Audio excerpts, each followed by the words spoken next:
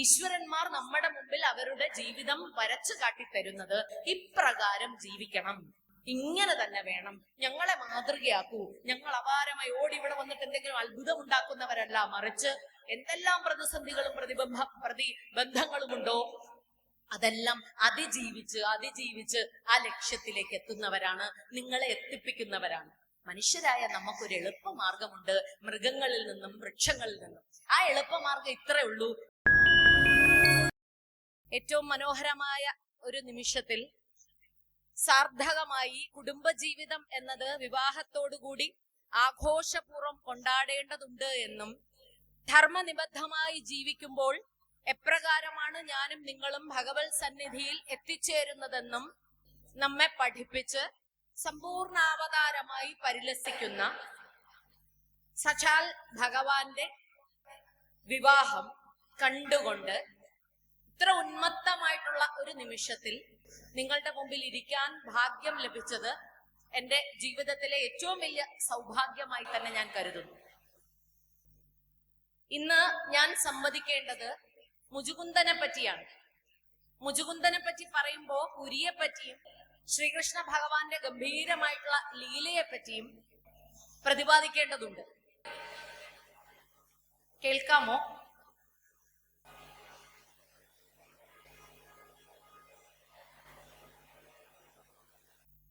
യാദവ കുലത്തെ മുഴുവൻ ദ്വാരകയിൽ എത്തിച്ചിട്ട് ഭഗവാൻ പുരിയിൽ നിന്ന് ഇറങ്ങുന്നു. ഭഗവാന്റെ പോക്ക് വളരെ രസകരമാണ്. കയ്യിൽ ആയുധമൊന്നുമില്ല. സാക്ഷാൽ മനോഹര രൂപത്തിൽ തന്നെ ഇരുന്ന് അദ്ദേഹം സഞ്ചരിക്കുമ്പോ, നടക്കുമ്പോ കാലയവനൻ അദ്ദേഹത്തെ പിന്തുടരുന്നു. കാലയവനന് ഒരു പ്രത്യേക സിദ്ധിയുണ്ട്. സാക്ഷാൽ പരമശിവൻ അദ്ദേഹത്തിന് അനുഗ്രഹം കൊടുത്തിട്ടുണ്ട്. യാദവ കുലത്തിൽപ്പെട്ട ആരും നിന്നെ കൊല്ലില്ല എന്ന്. അതുകൊണ്ട് തന്നെ ശ്രീകൃഷ്ണ ഭഗവാനെ കൊല്ലാൻ തനിക്ക് മാത്രമേ സാധിക്കുകയുള്ളൂ എന്നൊരു ധാരണ സാക്ഷാൽ യവനനുണ്ട്. അങ്ങനെ യവനൻ ശ്രീകൃഷ്ണ ഭഗവാനെ പിന്തുടരുന്നു. രസകരമായ ലീലകൾ ആദ്യന്തം ജീവിതത്തിന്റെ തുടക്കം മുതൽ ഒടുക്കം വരെ കയ്യിൽ കരുതിയ ആള് എന്ന നിലയിൽ തന്നെ ഭഗവാൻ ഇവിടെയും ഗംഭീരമായിട്ടുള്ള ഒരു ലീല കാണിക്കുന്നുണ്ട്. ആദ്യം പതുക്കെ പതുക്കെ നടക്കുകയും യവനൻ പിന്തുടരുന്നു എന്ന് മനസ്സിലാക്കി യവനനെ ഒന്ന് പറ്റിക്കാൻ തന്നെ വളരെ വേഗത കൂട്ടുന്നു. വേഗത കൂട്ടി പാവം യവനൻ തിരിച്ചറിയുന്നില്ല ഭഗവാനൊപ്പം ഓടാൻ തനിക്ക് പറ്റില്ല എന്ന്. എന്ത് തന്നെയാണെങ്കിലും നിരായുധനാണല്ലോ, പിന്നെ പോരാത്തതിന് യാദവനുമാണല്ലോ, അതുകൊണ്ട് കൊല്ലുക സാധ്യമാണ് എന്ന മട്ടിൽ അല്പം പോലും ശങ്കിക്കാതെ വേഗത്തിൽ തന്നെ യവനനും കൂടെ പോയി. ഓടി ഓടി ഓടി ഓടി അവസാനം യവനന്റെ കാലുകൾ തളർന്നു തുടങ്ങി. അപ്പോ യവനൻ ശകാരവും തുടങ്ങി. ഈ ശകാരത്തിനൊടുവിലാണ് നിനക്കെന്നെ ഒന്നും ചെയ്യാൻ പറ്റില്ല കൃഷ്ണ, അങ്ങനെ നീ രക്ഷപ്പെടാൻ ശ്രമിക്കണ്ട എന്നുള്ള മട്ടിൽ വല്ലാതെ ചീത്ത വിദ്വേഷം നിറഞ്ഞ വാക്കുകൾ പ്രയോഗിക്കാൻ തുടങ്ങിയത് യവനൻ. ഏതായാലും പർവ്വത ഗുഹയിലേക്ക് ചെന്നു കയറുകയും ഗുഹയ്ക്കുള്ളിൽ ഭഗവാൻ അപ്രത്യക്ഷനാവുകയും ചെയ്തു. ശരിക്ക് ഗുഹയ്ക്കുള്ളിൽ ഭഗവാൻ ഉണ്ട്. ഭഗവാൻ അവിടെ തന്നെ നിൽപ്പുണ്ട്. പിന്തുടർന്നു വന്ന യവനന് ഒരാളെ കാണാൻ പറ്റുന്നുള്ളൂ. അയാൾ ആ ഗുഹയിൽ കിടന്നുറങ്ങുന്ന ആരോ ഒരാളാണ്. അപ്പൊ ഒന്ന് ആലോചിച്ച് നോക്കുക. ആസുര സ്വഭാവം ഉള്ളിൽ നിൽക്കുന്നത് കൊണ്ട് ഭഗവാന്റെ ലീലയിൽ ഭ്രമിച്ച് ആ മായയിൽ വീണുകൊണ്ട് തന്നെ ഭഗവാനെ തിരിച്ചറിയാൻ സാധിക്കാതെ ഈ കിടന്നുറങ്ങുന്നവനാണ് ഭഗവാൻ എന്ന് വിചാരിക്കുകയോ, അല്ലെങ്കിൽ ഇവനെ ഒന്ന് ഉണർത്തി ചോദിച്ചാൽ എവിടെ ആയിരിക്കും എന്ന് തിരിച്ചറിയാം എന്ന് വിചാരിച്ചിട്ട് ഇയാള് തന്നെ ആയിരിക്കും എന്ന വിചാരത്തിൽ ഒറ്റ ചവിട്ട് കൊടുക്കും. ഇനി അവിടെയാണ് മുചുകുന്ദന്റെ കഥ ആരംഭിക്കുന്നത്. മുചുകുന്ദന് നേരത്തെ ഒരു വരം ലഭിച്ചിട്ടുണ്ട്. തനിക്ക് ഇത്ര നാളും കിടന്നുറങ്ങാം, താൻ തന്നെ എണീക്കാതെ മറ്റാരെങ്കിലും തന്നെ ഉണർത്തുകയാണ് എങ്കിൽ ആ ആളെ നോട്ടം കൊണ്ട് ഭസ്മമാക്കാനുള്ള ഒരു സിദ്ധിയുണ്ട്. അപ്പൊ നോക്കൂ ഭഗവാന്റെ ആ ലീലയുടെ വിശേഷം. ഭഗവാൻ കൊണ്ടുവന്ന് ആളുടെ മുമ്പിൽ നിർത്തി കൊടുക്കുന്നു. ഒരു നിമിഷം കൊണ്ട് തന്നെ ഭസ്മമായി യവനൻ വീഴുന്നു.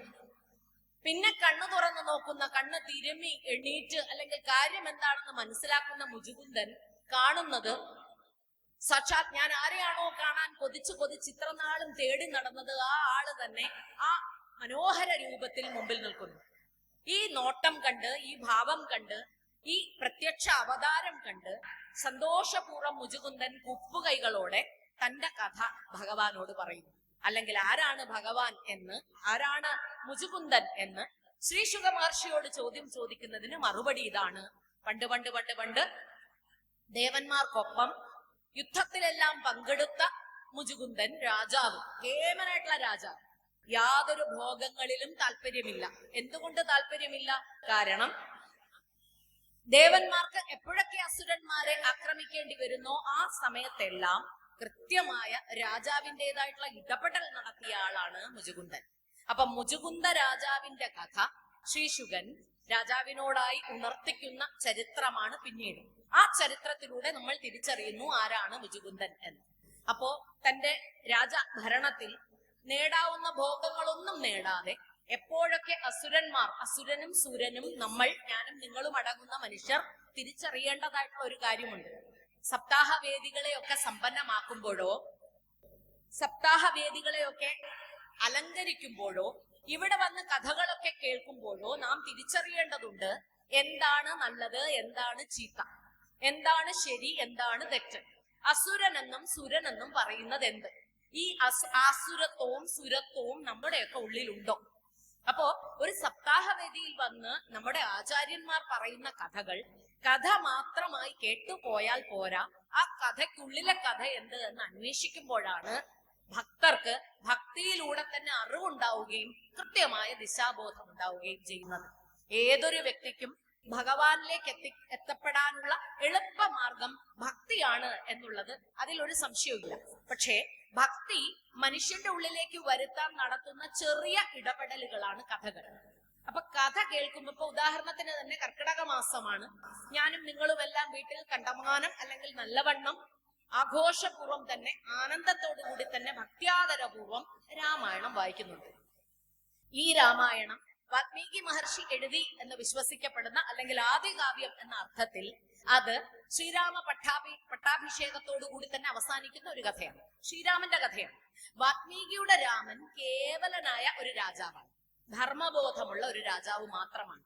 എന്നാൽ തീർച്ചയായും എഴുത്തച്ഛൻ ഭക്തിപ്രസ്ഥാനം ഇവിടേക്ക് കൊണ്ടുവരാൻ വേണ്ടി മനഃപൂർവ്വം രാമനെ ഭഗവാന്റെ രൂപത്തിലാക്കി മാറ്റി നമ്മുടെ മുമ്പിൽ അവതരിപ്പിച്ചു.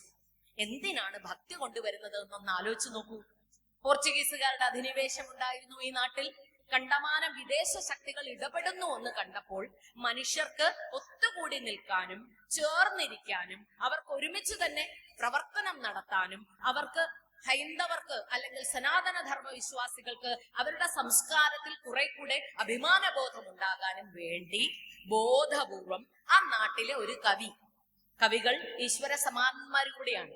അപ്പൊ കവി നടത്തിയ ഇടപെടലാണ് ധർമ്മ രാജാവായ ശ്രീരാമചന്ദ്രദേവന്റെ കഥ ഭക്തി രസത്തിൽ അവതരിപ്പിച്ചത്. അതാണ് ഇപ്പൊ നമ്മൾ എല്ലാവരും വായിക്കുന്നത്. രാമൻ എങ്ങനെയാണ് ഭഗവാനായി മാറുന്നത് എന്ന് ആലോചിച്ചാൽ നമുക്കൊക്കെ രാമന്മാരാകാൻ പറ്റും മനുഷ്യ ജന്മത്തിൽ തന്നെ എന്ന പാഠവും കൂടി അത് തരുന്നുണ്ട്. രാമനും കൃഷ്ണനും ഒക്കെ അവതാരങ്ങൾ എടുക്കുമ്പോൾ ഭാരത സംസ്കൃതി മുൻനിർത്തി പറയുന്ന ഒരു വാചകമുണ്ട്, അത് അഹം ബ്രഹ്മം എന്നാണ്. ഭഗവത് ചൈതന്യം പേറി നടക്കുന്നവരാണ് ഞാനും നിങ്ങളുമൊക്കെ. പക്ഷെ തിരിച്ചറിയുന്നില്ല ആരാണ്, എന്താണ്, നമ്മുടെ ഉള്ളിലെ സിദ്ധി എന്താണ് എന്ന് തിരിച്ചറിയുന്നില്ല. സാക്ഷാൽ ശ്രീരാമചന്ദ്രദേവന്റെ ജീവിതം മുഴുവൻ ഒന്ന് കടന്നു നോക്കിയാൽ അല്ലെങ്കിൽ ഒന്ന് ഓർത്തെടുത്താൽ തിരിച്ചറിയാൻ സാധിക്കുന്ന ഒരു കാര്യമുണ്ട്. അതിതാണ്, ഒരു ഘട്ടത്തിൽ പോലും സുഖം എന്നുള്ളത് അനുഭവിക്കാൻ ഭാഗ്യമുണ്ടായിട്ടുണ്ടോ അദ്ദേഹത്തിനെന്ന് സംശയമാണ്. അപ്പൊ നമ്മളൊക്കെ ചെറിയ ചെറിയ കാര്യത്തിൽ അല്ലെങ്കിൽ വലുതെന്ന് നമ്മൾ കരുതുന്ന കാര്യത്തിൽ കണ്ടമാനം വിഷമിക്കുമ്പോൾ ഭഗവാന്റെ അവതാരം ആയിരുന്ന രാമനെയും കൃഷ്ണനെയും ഒന്ന് തിരിച്ചറിയണം, ഒന്ന് നോക്കണം. അങ്ങനെ നോക്കാൻ നമ്മെ പ്രേരിപ്പിക്കുന്നുണ്ട് ഇത്തരം സത്രവേദികൾ. അങ്ങനെ സാധിക്കട്ടെ എന്ന് ആഗ്രഹിക്കുന്നു, പ്രാർത്ഥിക്കുന്നു. എന്റെ ഉദ്ദേശം ഇത്രയേ ഉള്ളൂ. രാമൻ എന്ന് പറയുന്ന രാജാവ് ജനിച്ച നാൾ മുതൽ മരണം വരെ സരയൂ നദിയിൽ സ്വയം സ്വയം സമർപ്പിക്കുന്ന നേരം വരെ അനുഭവിച്ച പ്രതിസന്ധികൾ എന്തൊക്കെയാണ് എന്നൊന്ന് ആലോചിച്ച് നോക്കൂ. ഒരു രാജാവാണ്, ഭഗവാന്റെ അവതാരമാണ്, ഇത്ര കേമനാണ്, പക്ഷേ കിട്ടേണ്ടതൊന്നും കിട്ടിയില്ല, എന്നും വിഷമതകൾ തന്നെയായിരുന്നു. പക്ഷെ ഒരു ഘട്ടത്തിലെങ്കിലും രാമൻ ആരോടെങ്കിലും കയർക്കുന്നതായിട്ടോ വേദനിക്കുന്നതായിട്ടോ ഉറക്കെ കരയുന്നതായിട്ടോ എന്തിനാ ഇങ്ങനൊരു ജന്മം എനിക്ക് നൽകിയത് എന്ന് വിലപിക്കുന്നതായിട്ടോ കാണാൻ പറ്റുന്നുണ്ടോ?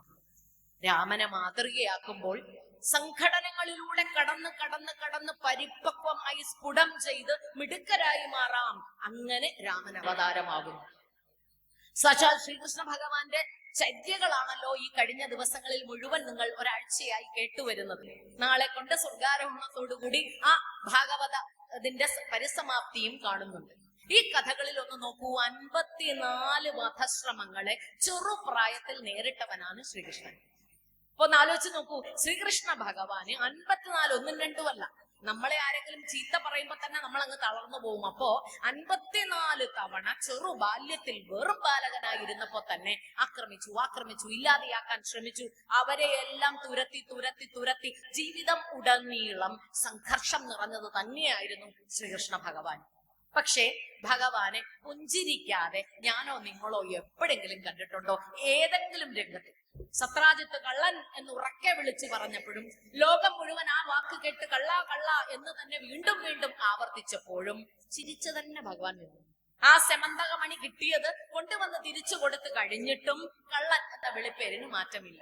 ചെറുകുട്ടിയായിരുന്നപ്പോൾ ബാലലീലകളൊക്കെ ചെയ്തിട്ട് വെണ്ണകട്ടു എന്ന പേരിൽ കള്ളൻ എന്ന പേരിടുമ്പോ നമുക്ക് എല്ലാവർക്കും കണ്ണനെ പല രീതിയിലെ കള്ളനായിട്ട് വിചാരിക്കാം. ഭക്തന് ഭഗവാനായി കൃഷ്ണനെ കാണാം. അങ്ങനെയാണെങ്കിൽ നമ്മുടെ ഹൃദയം അപഹരിച്ചു കൊണ്ടുപോയവൻ കള്ളൻ. ഇനി കാമുകർക്ക് അല്ലെങ്കിൽ സ്ത്രീജനങ്ങൾക്ക് തന്നെ, പുരുഷനും സ്ത്രീക്കും കാമുകനായി തന്നെ ഭഗവാനെ കരുതണമെങ്കിൽ അതിനും സാധ്യതയുണ്ട്. പ്രജകൾക്ക് രാജാവായി തന്നെ കാണാം. ഏറ്റവും അസുരന്മാരായിട്ടുള്ള സ്വഭാവമുള്ളവർക്ക് പേടിപ്പിക്കുന്ന ഒരു ശത്രുവായി തന്നെ വേണമെങ്കിൽ ഭഗവാനെ കാണാൻ.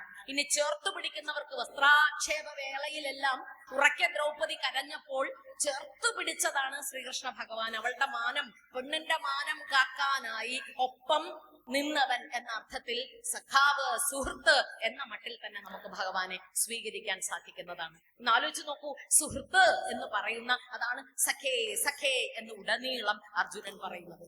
തേർത്തട്ടിൽ തളർന്നു വീണ എനിക്കിനി ഒന്നും ചെയ്യാൻ വയ്യ കൃഷ്ണ എന്ന് പറഞ്ഞ് വിലപിക്കുമ്പോ അവിടെയും ഉണ്ട് ഒരു കൗൺസിലർ എന്ന മട്ടിൽ കൃഷ്ണൻ.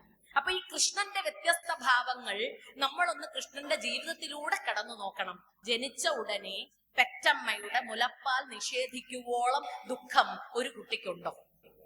ആലോചിച്ചാൽ അറിയാം. അമ്മയുടെ മുലപ്പാൽ കിട്ടിയിട്ടില്ല, ജനിച്ചത് കാരാഗൃഹത്തിൽ, അവിടെ നിന്ന് പിടിച്ചു വലിച്ചു കൊണ്ടുപോയി എവിടെയൊക്കെയോ പ്രാണരക്ഷാർത്ഥം രക്ഷപ്പെട്ടു. അവിടെ പോയി അവനൊരു ലോകം ഉണ്ടാക്കി. അത് ശരി തന്നെയാണ്. അവിടെ വളർത്തമ്മയുണ്ടായി, വളർത്തച്ഛനുണ്ടായി, അവിടുത്തെ ലീലകൾ അങ്ങനെയൊക്കെ നടന്നു. വെറും ഗോപാലനായി തന്നെ നടന്നു, ഗോക്കളെ പാലിച്ചുകൊണ്ട് തന്നെ നടന്നു, തന്റെ കൃത്യം നിർവഹിച്ചു. അമ്മാവനെ എതിരിടേണ്ടിയും കൂടെ വന്നു. ജീവിതത്തിൽ ഏറ്റവും അവസാന ഘട്ടത്തിൽ ഒന്ന് ആലോചിച്ച് നോക്കിയാൽ യുദ്ധം വേണ്ട വേണ്ട വേണ്ട എന്ന് പാണ്ഡവരോടും കൗരവരോടും 100 തവണ പറഞ്ഞിട്ടും കേൾക്കാതെ അവർ വീണ്ടും യുദ്ധത്തിൽ ഇടപെട്ടു. യുദ്ധത്തിൽ കൗരവരെല്ലാം ഇല്ലാതെയായപ്പോൾ ഗാന്ധാരി മാതാവ്, പതിവ്രതയായ അമ്മ, വിരൽ ചൂണ്ടി കൃഷ്ണനോട് യുദ്ധക്കൊതിയ എന്ന് വിളിച്ചുകൊണ്ട്. അപ്പോഴും അമ്മ ശപിച്ചപ്പോൾ, ഗാന്ധാരി മാതാവ് ശപിച്ചപ്പോൾ മുഖം കുനിച്ച് കൈകളോടെ തന്നെ നിന്നു. സാരമില്ല അമ്മേ, ഞാൻ ചെയ്യാവുന്നതെല്ലാം ഞാൻ ചെയ്തു, അവിടത്തേക്ക് അതറിയാം. എങ്കിലും അവിടുന്ന് എന്നെ ശപിക്കുമ്പോൾ ഞാനത് സ്വീകരിക്കുന്നു. ആ ശാപത്താൽ തന്നെ ഇപ്പൊ എനിക്ക് മരിക്കാൻ സമയമായി, സ്വർഗാരോഹണത്തിന് സമയമായി എന്ന് മനസ്സിൽ കണ്ടുകൊണ്ട് മേളിൽ കയറിയിരുന്നു. മരത്തിന്റെ മേളിൽ കാലാട്ടി തന്നെ വേടൻ വരട്ടെ എന്ന് കാത്തിരുന്നു. ഒന്ന് ആലോചിച്ച് നോക്കൂ, ഈ അവതാരങ്ങളെല്ലാം എന്നെയും നിങ്ങളെയും സനാതനധർമ്മ വിശ്വാസികളായ നമ്മളെ ഓരോരുത്തരെയും പഠിപ്പിക്കുന്ന പാഠം എന്ത്? ചെറിയ ചെറിയ പ്രതിസന്ധികൾ വരുമ്പോ തളർന്നു പോകാതെ, ഇപ്പൊ കാണുന്നത് പത്രത്താളുകളിൽ പോലും നോക്കാൻ പറ്റാത്ത വിധമാണ്. കാരണം എന്ത് പ്രതിസന്ധി വന്നാലും ഉടനെ അങ്ങ് ആത്മഹത്യ ചെയ്യുക, അല്ലെങ്കിൽ ആരെയെങ്കിലും കൊല്ലുക. നീചമായിട്ടുള്ള വാസനകൾ, അസുരന്മാർ നമ്മുടെ ഇടയിൽ വല്ലാതെ വ്യാപരിക്കുന്നു. ഈ അസുരത്വം കുറയ്ക്കാനും ദേവത്വം കൊണ്ടുവരാനും സ്വയം ഭഗവാനായി മാറാനും ഭഗവാന്റെ പാദത്തിൽ സ്വയം സമർപ്പിക്കാനും സാധ്യമാകാനാണ് ഇത്തരം സത്സംഗങ്ങൾ. ഈ സത്സംഗത്തിൽ മുചുകുന്ദനെ അവതരിപ്പിക്കുന്നതും ആ അർത്ഥത്തിൽ തന്നെയാണ്. അവതാരങ്ങളെല്ലാം എന്നെയും നിങ്ങളെയും പഠിപ്പിക്കുന്ന ഗംഭീരമായിട്ടുള്ള ജീവിത പാഠവും അത് തന്നെയാണ്. ഈ പാഠം എന്താണ്? എന്ത് പ്രതിസന്ധി വന്നാലും അത് ഭഗവാന്റെ കാലിൽ അങ്ങോട്ട് ഏൽപ്പിക്കുക, അവിടുന്ന് നോക്കിക്കോളും. ഇത്തരം ഒരു സമർപ്പണത്തിനായി നമ്മ ഒരുക്കുന്ന വേദികൾ ആവട്ടെ ഇത്തരം സത്സംഗങ്ങൾ. അപ്രകാരം ഒരു സത്സംഗത്തിൽ നിങ്ങളെ അഭിസംബോധന ചെയ്യുമ്പോൾ മുചുകുന്ദന്റെ കഥ പറഞ്ഞു തുടങ്ങുന്നു എന്ന് പറയുന്നത് തന്നെ എനിക്ക് ഒത്തിരി സന്തോഷം തരുന്നുണ്ട്. എന്തായാലും ശ്രീശുകൻ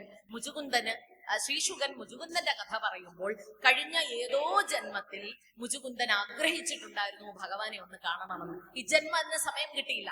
കാരണം ഈ ജന്മം മുഴുവൻ ദേവേന്ദ്രന് വേണ്ടിയും ദേവന്മാർക്ക് വേണ്ടിയും യുദ്ധം ചെയ്തുകൊണ്ടേയിരിക്കുകയായിരുന്നു. ഇപ്പോ ആ കാലത്താണ് സുബ്രഹ്മണ്യൻ ജനിച്ചത്. സുബ്രഹ്മണ്യൻ ജനിക്കുന്നു, സുബ്രഹ്മണ്യൻ വലുതാകുന്നു, പരമശിവന്റെ സുബ്രഹ്മണ്യൻ വലുതാകുന്നു, ദേവേന്ദ്രന്റെ അല്ലെങ്കിൽ ദേവരുടെ മുഴുവൻ സൈന്യാധിപനായി മാറും. ഈ സൈന്യാധിപനായി മാറുമ്പോ പിന്നെ മുചുകുന്ദ രാജാവിന്റെ ജോലി ലേശം കുറഞ്ഞു. കാരണം ദേവന്മാരെ സംരക്ഷിക്കാൻ, അസുരന്മാരെ നിഗ്രഹിക്കാൻ, ദേവന്മാരുടെ മുഴുവൻ പരിരക്ഷ ഉറപ്പാക്കാൻ ഒക്കെ സുബ്രഹ്മണ്യൻ ഇപ്പോ ഉണ്ട്. അപ്പോ സച്ചാൽ ദേവേന്ദ്രൻ തന്നെ മുചുകുന്ദന്റെ അടുക്കലേക്ക് വരുന്നു. എന്നിട്ട് മുചുകുന്ദനോടായി പറയുന്നു, ഇനി വിശ്രമിക്കാം കേട്ടോ. ശരിക്കും നിങ്ങൾ ഒരു രാജാവായിരുന്നു. രാജാവിന് ഒരുപാട് ഭോഗങ്ങൾ അനുവർത്തിക്കാവുന്നതാണ്. പക്ഷെ അപ്രകാരമുള്ള ഒരു ഭോഗവും നിങ്ങൾ അനുഭവിച്ചിട്ടില്ല. സന്തോഷം നിങ്ങൾ അനുഭവിച്ചിട്ടില്ല. എപ്പോഴും നിങ്ങൾ ഞങ്ങൾക്ക് വേണ്ടി യുദ്ധം ചെയ്യുകയായിരുന്നു. അതുകൊണ്ട് ഞങ്ങൾ ദാ വരം തരുന്നു, ഇഷ്ടമുള്ളത് ചോദിച്ചോളൂ, ഇനി വിശ്രമിച്ചോളൂ, ഇനി ഞങ്ങൾക്കായി വരണ്ട, ഞങ്ങൾക്ക് വേണ്ടി ചെയ്യണ്ട. അവിടുത്തെ ജീവിതത്തിൽ ഒരിക്കലും അവിടുന്ന് സന്തോഷം അനുഭവിച്ചിട്ടില്ല. അവിടുത്തെ ഒപ്പമുണ്ടായിരുന്ന അവിടുത്തെ ഭാര്യ, അവിടുത്തെ മക്കൾ, അവരുടെ കുടുംബാംഗങ്ങൾ അവരെല്ലാം മൺമറഞ്ഞു പോയിരിക്കുന്നു, അവരെല്ലാം മരിച്ചുപോയി. അവിടുന്ന് മാത്രമാണ് അവശേഷിക്കുന്നത്. അപ്പോ കുടുംബത്തിനോടൊപ്പം താമസിക്കാനോ അപ്രകാരം ഒരു സന്തോഷം ലഭിക്കാനോ അവിടുത്തേക്ക് സാധ്യമല്ലാത്തത് കൊണ്ട് ഞങ്ങൾ ഒരു വരം തരാൻ പോവുകയാണ് ചോദിച്ചത്.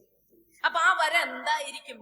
അദ്ദേഹം കൈകൂപ്പി ചോദിച്ചത് മോക്ഷം എന്ന മോക്ഷം പറഞ്ഞില്ല. അപ്പോഴേക്കും തന്നെ ദേവേന്ദ്രൻ പറഞ്ഞു, നോക്കൂ, മോക്ഷം ചോദിക്കല്ലേ, മോക്ഷം തരാനുള്ള ശക്തി ഞങ്ങൾക്കില്ല, അത് സാക്ഷാൽ നാരായണന് മാത്രമേ സാധിക്കൂ. അപ്പൊ നാരായണനോട് അവിടുന്ന് അഭ്യർത്ഥിച്ചോളൂ, മോക്ഷം തരും. അല്ലാതെ ഞങ്ങൾക്ക് തരാൻ പറ്റുന്നത് അവിടുന്ന് ചോദിച്ചോളൂ. അപ്പൊ മുചുകുന്ദൻ പറഞ്ഞു, ഇത്ര നാളും കണ്ടമാനം യുദ്ധം ചെയ്ത് തന്നെ നടന്നതുകൊണ്ട് എനിക്ക് ഉറങ്ങാൻ പറ്റിയിട്ടില്ല, എനിക്ക് വിശ്രമിക്കാൻ പറ്റിയിട്ടില്ല. അപ്പോ ഞാൻ ഒന്ന് ഉറങ്ങട്ടെ. എന്റെ ഉറക്കത്തിനായി നിങ്ങൾ ഒരു വരം തരൂ, എല്ലാം മറന്ന് എനിക്കൊന്ന് ഉറങ്ങണം. അപ്രകാരം തന്നെ ഭവിക്കട്ടെ എന്ന് പറഞ്ഞിട്ട് ആ വരത്തിന്റെ ഒപ്പമായിരുന്നു സുഖമായി ഉറങ്ങാൻ അദ്ദേഹത്തെ അനുവദിക്കണം. ഒപ്പം ആരാണോ ആ ഉറക്കത്തിന് ഭംഗം വരുത്തുന്നത് അവനെ ദൃഷ്ടി കൊണ്ട് തന്നെ ഭസ്മാക്കാൻ പറ്റണം. ഇതാണ് ആ വരം. ഈ വരത്തിലാണ് അറിയാതെ കാലയവനൻ ചെന്നുപെട്ടത്. അപ്പോ പിന്തുടർന്ന് ഓടിച്ചത് മുഴുവൻ ശ്രീകൃഷ്ണനെ ആണെങ്കിലും ശ്രീകൃഷ്ണൻ കൈയും കെട്ടി വശത്ത് നിപ്പുണ്ടായിരുന്നു. കണ്ട ആളെ പോയി തട്ടി ഉണർത്തി യവനൻ. ഇതും നമ്മെ പഠിപ്പിക്കുന്ന പാഠമുണ്ട്. ഭഗവാന്റെ ലീലകൾ, പിന്നെ ലോകത്തിന്റെ മായകൾ അതിന്മേൽ വീഴാതെ കൃത്യം ഭഗവാന്റെ കാലടി തന്നെ പിന്തുടരേണ്ടതുണ്ട് എന്ന പാഠം. ആസുര സ്വഭാവത്തിൽ നിന്നാൽ നമ്മുടെ അന്ത്യം സുനിശ്ചിതം എന്ന പാഠം. ഈ പാഠങ്ങളൊക്കെ ഇങ്ങനെ ചേർത്താണ് കഥകളിൽ വെക്കുക. എന്തൊക്കെയായാലും മുചുകുന്ദന് ഭഗവത് ദർശനം കിട്ടിയതിന്റെ സന്തോഷം തനിക്ക് തന്റെ പിൻതലമുറ അല്ലെങ്കിൽ മുന്നിലെ ജന്മത്തെ പറ്റി ഓർമ്മ വന്നു.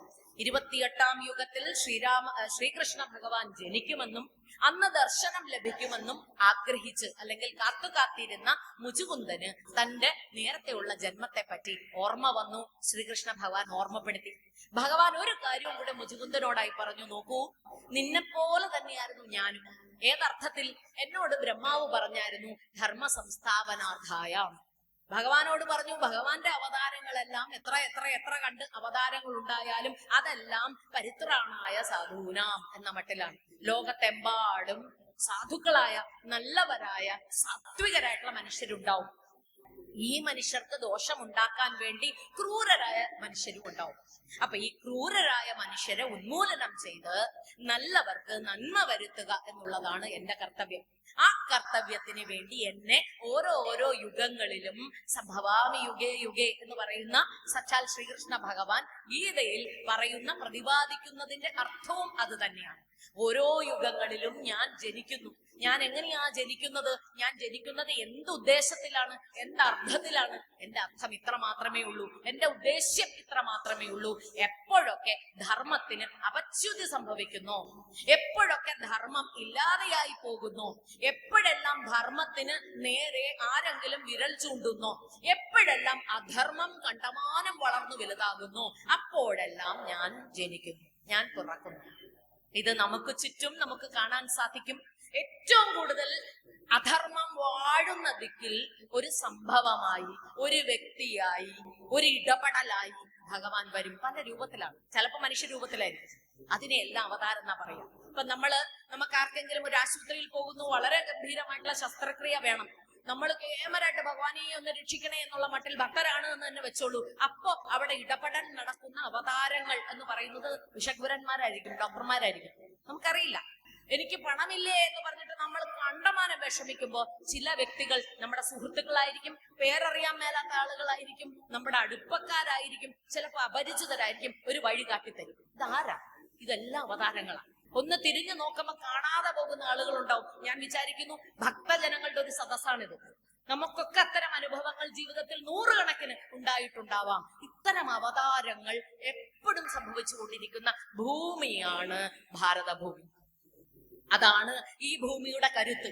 അകത്തും പുറത്തുമുള്ള ശത്രുക്കൾ എന്നും, അന്നത്തെ കാലത്തും ഇന്നത്തെ കാലത്തും എല്ലാ കാലത്തും ഒളിഞ്ഞും തെളിഞ്ഞും യുദ്ധം നടത്തി ഈ നാടിന്റെ സംസ്കാരം ഇല്ലാതെയാക്കാൻ ശ്രമം നടത്തുമ്പോഴും തല ഉയർത്തി ഇങ്ങനെ നിന്ന് ശത്രുക്കളായി നിൽക്കുന്ന ആളുകളെയും കൂടെ വരുതിയിൽ കൊണ്ടുവരാൻ ഈ നാടിന് സാധിക്കുന്നുവെങ്കിൽ ഈ നാട് ചില്ലറയല്ല. ഭാരതീയരായിട്ടുള്ള നാം എപ്പോഴും നമ്മൾ അറിയാതെ നമ്മുടെ നട്ടൽ ഇങ്ങനെ വളഞ്ഞു പോകുന്നുണ്ട്. നമ്മൾക്ക് സ്വയം ബോധം അല്ലെങ്കിൽ നമുക്ക് സ്വന്തം ആത്മാഭിമാനം കുറഞ്ഞു പോകുന്നുണ്ട്. കാരണം എന്താ? നമ്മളെ ആരും ഇതൊന്നും പഠിപ്പിച്ചു തന്നിട്ടില്ല. നമ്മൾ തന്നെ ഭഗവാൻ എന്ന് പറയുന്ന ഏകതതി, അതായത് നീ തന്നെ, അഹം ബ്രഹ്മം തത്വമസി, അത് നീ തന്നെ. ആരെയാണോ നീ കറുപ്പ് വസ്ത്രം അണിഞ്ഞ്, കേരളീയർക്ക് അത് കൃത്യം അറിയാം, ഒരു മാലയും ധരിച്ച്, തുളസി മാലയാകട്ടെ രുദ്രാക്ഷമാകട്ടെ, മാല ധരിച്ച് കറുപ്പ് വസ്ത്രം ധരിച്ച് 41 ദിവസം ഉപാസനയോടുകൂടി അയ്യപ്പ അയ്യപ്പ സ്വാമി ശരണം സ്വാമി ശരണം എന്ന് ഉറക്കെ ജപിച്ച് നിൽക്കുമ്പോ, പണ്ട് സ്കൂളുകളിലൊക്കെ അതുണ്ട്. മാല ഇട്ട് കഴിഞ്ഞാൽ പിന്നെ തല്ല് കിട്ടില്ല. കാരണം എന്താ? ഈ നിൽക്കുന്നവൻ അയ്യപ്പനാണ്. ഇപ്പൊ ഞാൻ നിങ്ങളുടെ മുമ്പിൽ ഇരിക്കുന്നു, എനിക്ക് ഒരു മാല തന്നിട്ടുണ്ട്. സന്തോഷപൂർവ്വം അഭിമാനപൂർവ്വം ഞാനും അത് സ്വീകരിച്ചിട്ടുണ്ട്. ഇവിടെ ഇരിക്കുമ്പോ ഞാനല്ല സംസാരിക്കുന്നത്, ഞാൻ ആവരുത്. എന്റെ സംഭാഷണം, എന്റെ വാക്കുകൾ നിങ്ങളുടെ ഉള്ളിലേക്ക് എത്തുന്നുവെങ്കിൽ, നിങ്ങൾക്ക് അത് കേമമാണ് എന്ന് തോന്നുന്നുവെങ്കിൽ, തീർച്ചയായും സംസാരിക്കുന്നത് മറ്റാരോ ആണ്. അത് എന്റെ സിദ്ധിയല്ല, എന്റെ കഴിവല്ല. അവിടെയാണ് നമ്മൾ ഭഗവാനെ സമർപ്പിച്ചുകൊണ്ട് നിൽക്കേണ്ടത്. സാക്ഷാൽ സരസ്വതി ദേവിയാണ് നമ്മുടെ തൊട്ടടുക്കൽ. ചോറ്റാനിക്കരമ്മയുടെ നടയിലാണ് നാം നിൽക്കുന്നത്. നാവ് പിഴക്കരുതേ എന്ന് അധ്യാപകരായ ഞങ്ങളെല്ലാം ഓരോ നിമിഷവും വിളിക്കും. കാരണം എന്താ? മന്ധര നാവ് പിഴച്ചതിന്റെ കെടുതി നമ്മളെ പഠിപ്പിച്ചു തന്നിട്ടുണ്ട്. കുംഭകർണൻ നാവ് പിഴച്ചതിന്റെ കെടുതി നമ്മളെ പഠിപ്പിച്ചു തന്നിട്ടുണ്ട്. ഒരു വാക്ക് അങ്ങോട്ടോ ഇങ്ങോട്ടോ മാറിയാൽ മതി, കോട്ടുണ്ടാവും, ജീവിതം ഇല്ലാതെയാവും.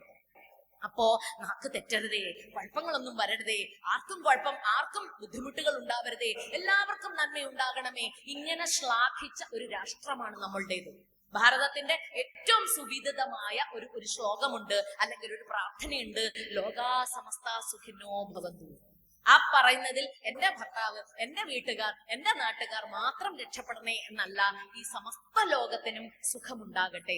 സമസ്ത ലോകത്തിനും സൗഖ്യമുണ്ടായാൽ മാത്രമാണ് എനിക്ക് സൗഖ്യമുണ്ടാവുക എന്ന് ചിന്തിച്ച ലോകത്തെ ഏകതതി എന്ന് ആലോചിച്ച് നോക്കൂ. അഭിമാനം കൊള്ളണ്ടേ നമുക്ക്? ഇത് എന്റെ നാടാണ്, ഈ നാട്ടിൽ മാത്രമുള്ള ഒരു സംസ്കാര വിശേഷമാണിത്. വസുധൈവ കുടുംബകം.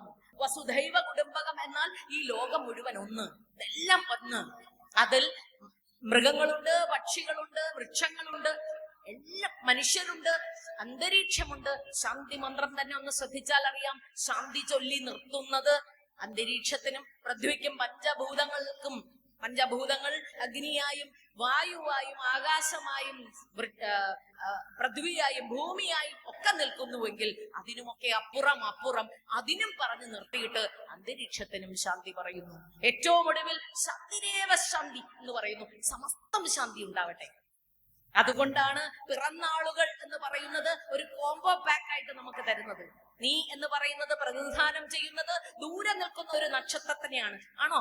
ജനിച്ചപ്പോ നമുക്കൊക്കെ സ്വന്തമായുള്ളത് ഇപ്പൊ എല്ലാരും ഡേറ്റ് ഓഫ് ബർത്തേ പറയൂ. പുതിയ കുട്ടികളൊക്കെ അതേ പറയുള്ളൂ. അടുത്ത തലമുറ അതെന്തൂട്ടി പിറന്നാൾ എന്ന് പറയും. അപ്പോ പിറന്നാൾ എന്ന് പറയുന്നതിന് നമുക്ക് തന്നിരിക്കുന്ന ഭാരതീയത ഒന്ന് ആലോചിക്കേണ്ടതുണ്ട്. ദൂരെ നിൽക്കുന്ന ഒരു നക്ഷത്രം, അത് നീയാണ്. ഇനി നക്ഷത്രം മാത്രമല്ല, അതിന്റെ കൂടെ തന്നെ അവിടെ നിൽക്കുന്ന ഒരു വൃക്ഷമുണ്ട്, നിന്റെ പിറന്നാൾ വൃക്ഷം, അതും നീ തന്നെയാണ്. അവിടെ ഒരു മൃഗം നടപ്പുണ്ടാവും. ആ മൃഗവും അതിനോട് ചേർന്ന് തന്നെ ഒരു പക്ഷിയും നിന്റെ പിറന്നാളിന് ചേർന്ന ഒരു ദേവതയും നിനക്ക് തന്നെ തന്നിട്ടുണ്ട്. അപ്പൊ നിന്റെ പിറന്നാള് ദിവസം ഇപ്പൊ നാട്ടിലൊക്കെ കാണുന്നത് പോലെ ഒരു വലിയ കേക്ക് ഉണ്ടാക്കി വെച്ചിട്ട് അതിനകത്ത് കുട്ടിയെ പുരട്ടിയെടുക്കുകയല്ല ചെയ്യേണ്ടത്. മറിച്ച് ഒരു ഉരുളച്ചോറ് ആ വൃക്ഷത്തിന്, ആ പക്ഷിക്ക് കൊടുക്കൂ, ആ മൃഗത്തിന് കൊടുക്കൂ. ഒരൊറ്റ ജലം ആ വൃക്ഷത്തിന് കൊടുക്കൂ. ഒരു നേരം ആ ദേവതയെ ഉപാസിക്കൂ. നോക്കൂ, എത്ര ഗംഭീരമാണ് നമ്മുടെ സംസ്കാരം എന്നത് ആലോചിക്കേണ്ടതുണ്ട്. ഈ സംസ്കാരമാണ് കഥാരൂപേണ നമുക്ക് പുരാണങ്ങളിൽ പറഞ്ഞു വെച്ചിരിക്കുന്നത്. ഇത് വേദകാലത്തേ ഉണ്ട്. വൈദികം എന്ന് പറയുന്നത് ഭാരതത്തിന്റെ സ്വന്തമാണ്. വേദോപനിഷത്തുകളിൽ പറഞ്ഞിരിക്കുന്ന കടുകട്ടി എന്ന് നമുക്ക് തോന്നുന്ന ജീവിത ദർശനങ്ങൾ പണ്ട് എല്ലാവരും ജീവിതത്തിൽ ആർജിച്ച് അല്ലെങ്കിൽ അപ്രകാരം തന്നെ ചര്യയായി കൊണ്ട് നടന്നിരുന്നു. അപ്പോ ഉപനിഷത്ത് നമുക്ക് അറിഞ്ഞൂടാ, വേദം അറിഞ്ഞൂടാ, സംസ്കൃതം അറിഞ്ഞൂടാ, എനിക്ക് നിങ്ങൾക്കൊന്നും അറിവില്ലാതെ പോകുന്നു. അപ്പോ ഇത് അറിയാമായിരുന്നു പൂർവ്വസൂരികൾക്ക്. അവരെന്ത് ചെയ്തു? അവരതിനെ ലളിതമായിട്ടുള്ള കഥകളാക്കി തന്നു. ആ കഥകളാണ് പുരാണങ്ങൾ. പുരാണങ്ങളിലെ അത്യപുരാണം സാക്ഷാൽ ഭഗവാന്റെ ജീവിതം, സമ്പൂർണ്ണാവതാരമായിരിക്കുന്ന ഭഗവാന്റെ ജീവിതമാകട്ടെ എന്ന മട്ടിലാണ് ശ്രീകൃഷ്ണനെ സങ്കല്പിച്ചുകൊണ്ട് ശ്രീകൃഷ്ണന്റെ സ്വർഗാരോഹണം വരെ, ജനനം മുതൽ സ്വർഗാരോഹണം വരെയുള്ള കഥകളാക്കി നമുക്ക് പറഞ്ഞു തന്നിരിക്കുന്നത്. ഏത് കഥയും എടുത്തു നോക്കിയാൽ ആ കഥയ്ക്കുള്ളിൽ ഒരു കഥയുണ്ടാവും, പറയാനൊരു അറിവുണ്ടാവും, അറിയാനൊരു പാഠമുണ്ടാകും എന്ന് തിരിച്ചറിയാൻ പറ്റും. അത്തരം പാഠം മുചുകുന്ദനും നമ്മളെ പഠിപ്പിക്കുന്നു. ഏറ്റവും നല്ലവനായി തന്നെ ജീവിച്ചു, പക്ഷേ മോക്ഷപ്രാപ്തിക്ക് ഇനിയും സമയമെടുക്കും. കാരണം ഭഗവാനിൽ കണ്ടമാനം രമിക്കാൻ സമയമില്ല, അത് ലഭിച്ചില്ല. കാരണം യുദ്ധം ചെയ്തുകൊണ്ടേയിരിക്കുകയായിരുന്നു. ഭഗവാൻ രംഗപ്രവേശം ചെയ്തു, ഭഗവാൻ മുന്നിൽ പ്രത്യക്ഷനായി. സാധാരണഗതിയിൽ ഭഗവാൻ പ്രത്യക്ഷനായാൽ പിന്നെ സാക്ഷാത്കാരമാണ്, പിന്നെ അടുത്ത ജന്മയില്ല. പക്ഷേ പ്രത്യക്ഷപ്പെട്ടിട്ട് ഭഗവാൻ മുചുകുന്ദനോടായി പറയുന്നത് ഇത് മാത്രമാണ്: മുചുകുന്ദ, നിനക്ക് ഒരു ജന്മം കൂടെ ഉണ്ട്. ആ ജന്മത്തിലേക്ക് നീ കടമെടുക്കാൻ, നീ ബ്രാഹ്മണനാകാൻ. ബ്രാഹ്മണൻ എന്നാൽ ബ്രഹ്മത്തെ അറിയുന്നവൻ, ഭഗവാനെ തിരിച്ചറിയുന്ന നീ. അപ്രകാരം ഒരു ജന്മം നിനക്ക് എടുക്കണമെങ്കിൽ അതിനു മുമ്പ് നിനക്ക് കടുത്ത ഉപാസനകൾ വേണം. ഉപാസന എങ്ങനെയാ? നീ വ്രതമനുഷ്ഠിക്കണം, നീ വനവാസം ചെയ്യണം, തപസ് ചെയ്യണം, നിഷ്ഠയോടുകൂടി തന്നെ നീ നിന്നെ ഒരുക്കണം. അങ്ങനെ ഒരുക്കി കഴിയുമ്പോൾ നീ അടുത്ത ജന്മം ഇത്തരം കേമനായിട്ടുള്ള ഒരാളായി ജനിക്കുകയും ആ ജന്മത്തിൽ നിനക്ക് മോക്ഷം ലഭിക്കുകയും ചെയ്യും. മോക്ഷം എന്ന് പറയുന്നത് എളുപ്പമല്ല എന്ന് പറയാൻ കുറെ കഥകൾ ഇതിനകത്ത് ശ്രീശുകൻ ഉപയോഗിക്കുന്നുണ്ട്. ഭോഗങ്ങൾ എന്ന് പറയുന്നത് എങ്ങനെയാണോ ഒളിഞ്ഞിരിക്കുന്ന ഒരു എലി, ആ എലിയെ പിടിക്കാനായിട്ട് നീണ്ടു പോകുന്ന ഒരു പാമ്പ്, ആ പാമ്പ് ഒറ്റപ്പിടുത്തം പിടിക്കുന്നത്, ഇതുപോലെയാണ് ഭോഗങ്ങൾക്ക് പിന്നാലെ നമ്മൾ ഓടുന്നത്. ഇല്ലേ? നല്ലൊരു വസ്ത്രം കാണുമ്പോഴേക്കും എലി, നമ്മളിങ്ങനെ നല്ലൊരു ഭക്ഷണം കാണുമ്പോ, ഇപ്പൊ അനൗൺസ്മെന്റ് ഒക്കെ കേൾക്കുമ്പോ എല്ലാവരുടെയും ശ്രദ്ധ അങ്ങനെയൊക്കെ പോവാണ്, ഏതാണ്ടൊക്കെ ഉണ്ടാവും. അപ്പൊ നമുക്ക് നോക്കൂ, നല്ല ഭക്ഷണം, ഒറ്റപ്പെടുത്താം. അപ്പൊ ഇഷ്ടം ആഭരണങ്ങൾ, ഒറ്റപ്പെടുത്താം. ഇത് കിട്ടാതെ വരുമ്പോഴാണ് മനുഷ്യരെ പോയി പിടിക്കുന്നത്. അടുത്ത ദിവസവും ഇന്നും പത്രവാർത്ത ഞാൻ വായിച്ചു, ഒരു കുടുംബത്തിലെ മുഴുവൻ ധനവും അപഹരിച്ചു കുറച്ചു പേരെന്ന്. ഈ അപഹരണം എവിടെന്നാ വരുന്നത്? ഭോഗചിന്തയിലാണ്. എങ്ങനെയാ അപഹരണം നടക്കുക? മറ്റൊരാളുടെ ആവട്ടെ, ഒറ്റപ്പെടുത്തം. ഈ പ്രത്യാഹാരം പാടില്ല എന്നും ഭഗവാൻ കൃത്യമായി ഉപദേശം കൊടുക്കുന്നുണ്ട് മുചുകുന്ദന്. മുചുകുന്ദ, പ്രാണായാമം ചെയ്യുക. പ്രാണായാമം എന്ന് പറയുന്നത് പറഞ്ഞു തരുന്ന എന്താ? പ്രാണൻ എന്താ? പ്രാണൻ ശ്വാസം എന്ന് വിചാരിക്കുക. ശ്വാസം അടക്കി നിർത്താൻ പറ്റണം, ശ്വാസ നിയന്ത്രണം ചെയ്യണം. ലളിതമായി പറഞ്ഞു തരാം, മനസ്സിലാക്കാൻ എളുപ്പമുണ്ട്. ദേഷ്യം വരുന്നു, പേടി വരുന്നു, ശ്വാസം എങ്ങനെ ആയിരിക്കും? ചിന്തിച്ചേ.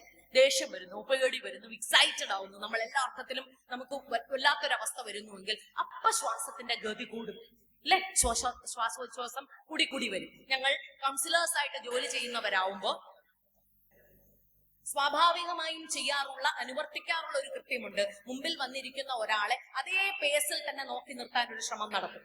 അപ്പൊ ശ്വാസം ഇങ്ങനെ, ശ്വാസത്തിന്റെ വേഗത കൂടി വരുമ്പോ ഒപ്പം നിൽക്കുന്ന ആളുടെ അതുപോലെ ശ്വാസം വേഗത വന്നാൽ കുടുംബത്തിൽ കലഹം ഉണ്ടാവുന്ന സീനാണ് ഞാൻ ഈ പറയുന്നത്.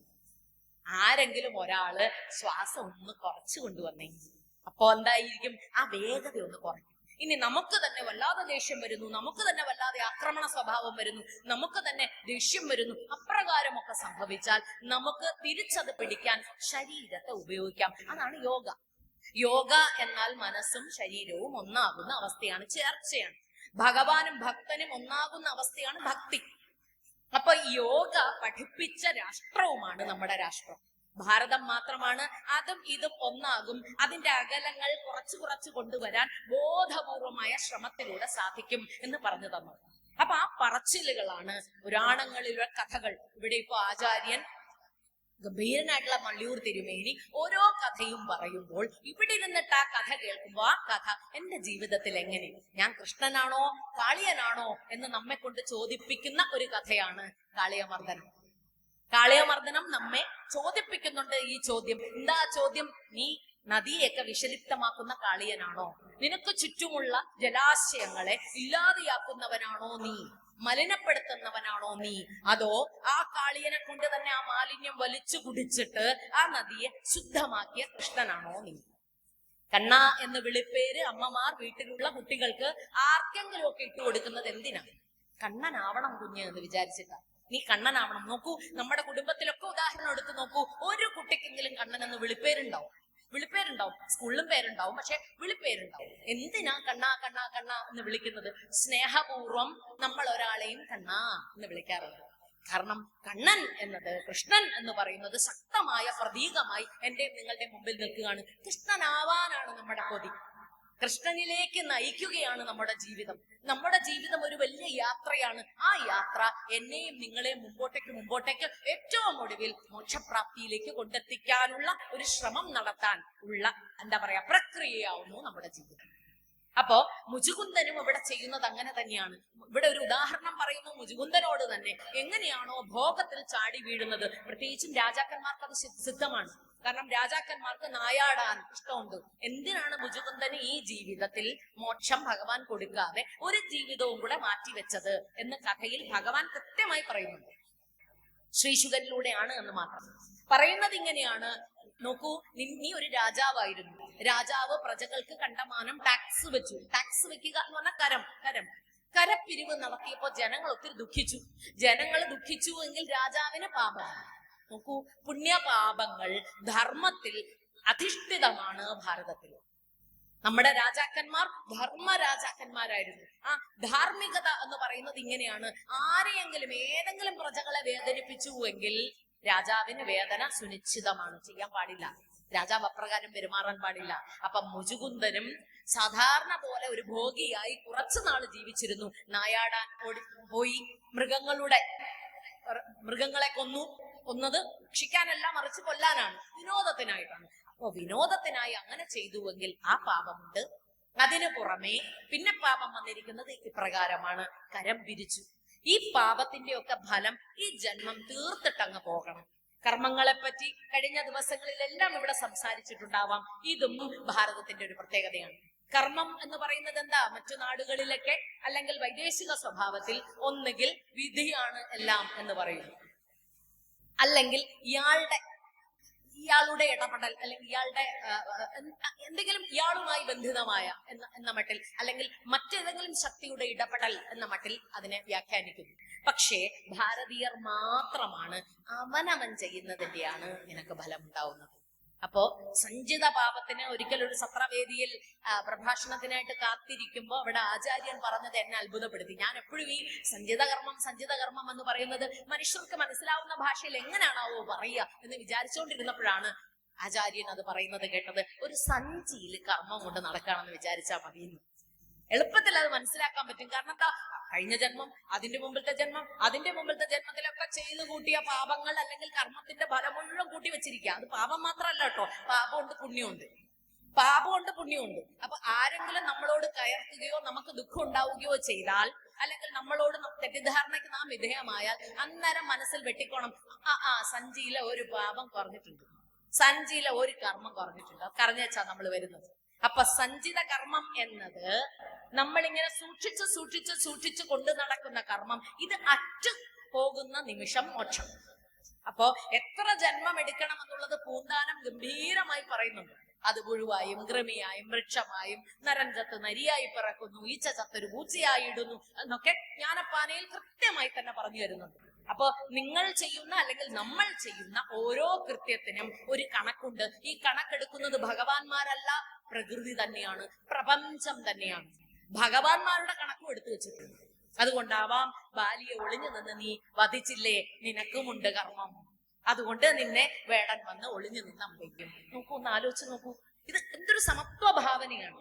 ഈശ്വരന്മാർ നമ്മുടെ മുമ്പിൽ അവരുടെ ജീവിതം വരച്ചു കാട്ടിത്തരുന്നത് ഇപ്രകാരം ജീവിക്കണം, ഇങ്ങനെ തന്നെ വേണം, ഞങ്ങളെ മാതൃകയാക്കൂ. ഞങ്ങൾ അപാരമായി ഓടി ഇവിടെ വന്നിട്ട് എന്തെങ്കിലും അത്ഭുതം ഉണ്ടാക്കുന്നവരല്ല, മറിച്ച് എന്തെല്ലാം പ്രതിസന്ധികളും പ്രതിബന്ധങ്ങളുമുണ്ടോ അതെല്ലാം അതിജീവിച്ച് ആ ലക്ഷ്യത്തിലേക്ക് എത്തുന്നവരാണ്, നിങ്ങളെ എത്തിപ്പിക്കുന്നവരാണ്. മനുഷ്യരായ നമുക്കൊരു എളുപ്പമാർഗമുണ്ട് മൃഗങ്ങളിൽ നിന്നും വൃക്ഷങ്ങളിൽ നിന്നും. ആ എളുപ്പമാർഗം ഇത്രേ ഉള്ളൂ, ചേർത്ത് പിടിക്കാം, നാമജപം സ്വീകരിക്കാം. ഹരേ രാമ എന്ന് 100 ആവർത്തിച്ചെല്ലാം. നാമങ്ങളും മന്ത്രങ്ങളുമായിട്ടുള്ള വ്യത്യാസം ഇത്രയേ ഉള്ളൂ. മന്ത്രങ്ങൾ നിഷ്ഠയോടെ ആചരിക്കേണ്ടതുണ്ട്. മന്ത്രങ്ങൾ വെറുതെ ആർക്കും എടുത്തിട്ടങ്ങ് ചെല്ലാനുള്ളതല്ല. കാരണം നമ്മുടെ പ്രപഞ്ചം നിലനിൽക്കുന്നത് തന്നെ ശക്തിയിലാണ്, ശബ്ദത്തിന്റെ ശക്തിയിലാണ്.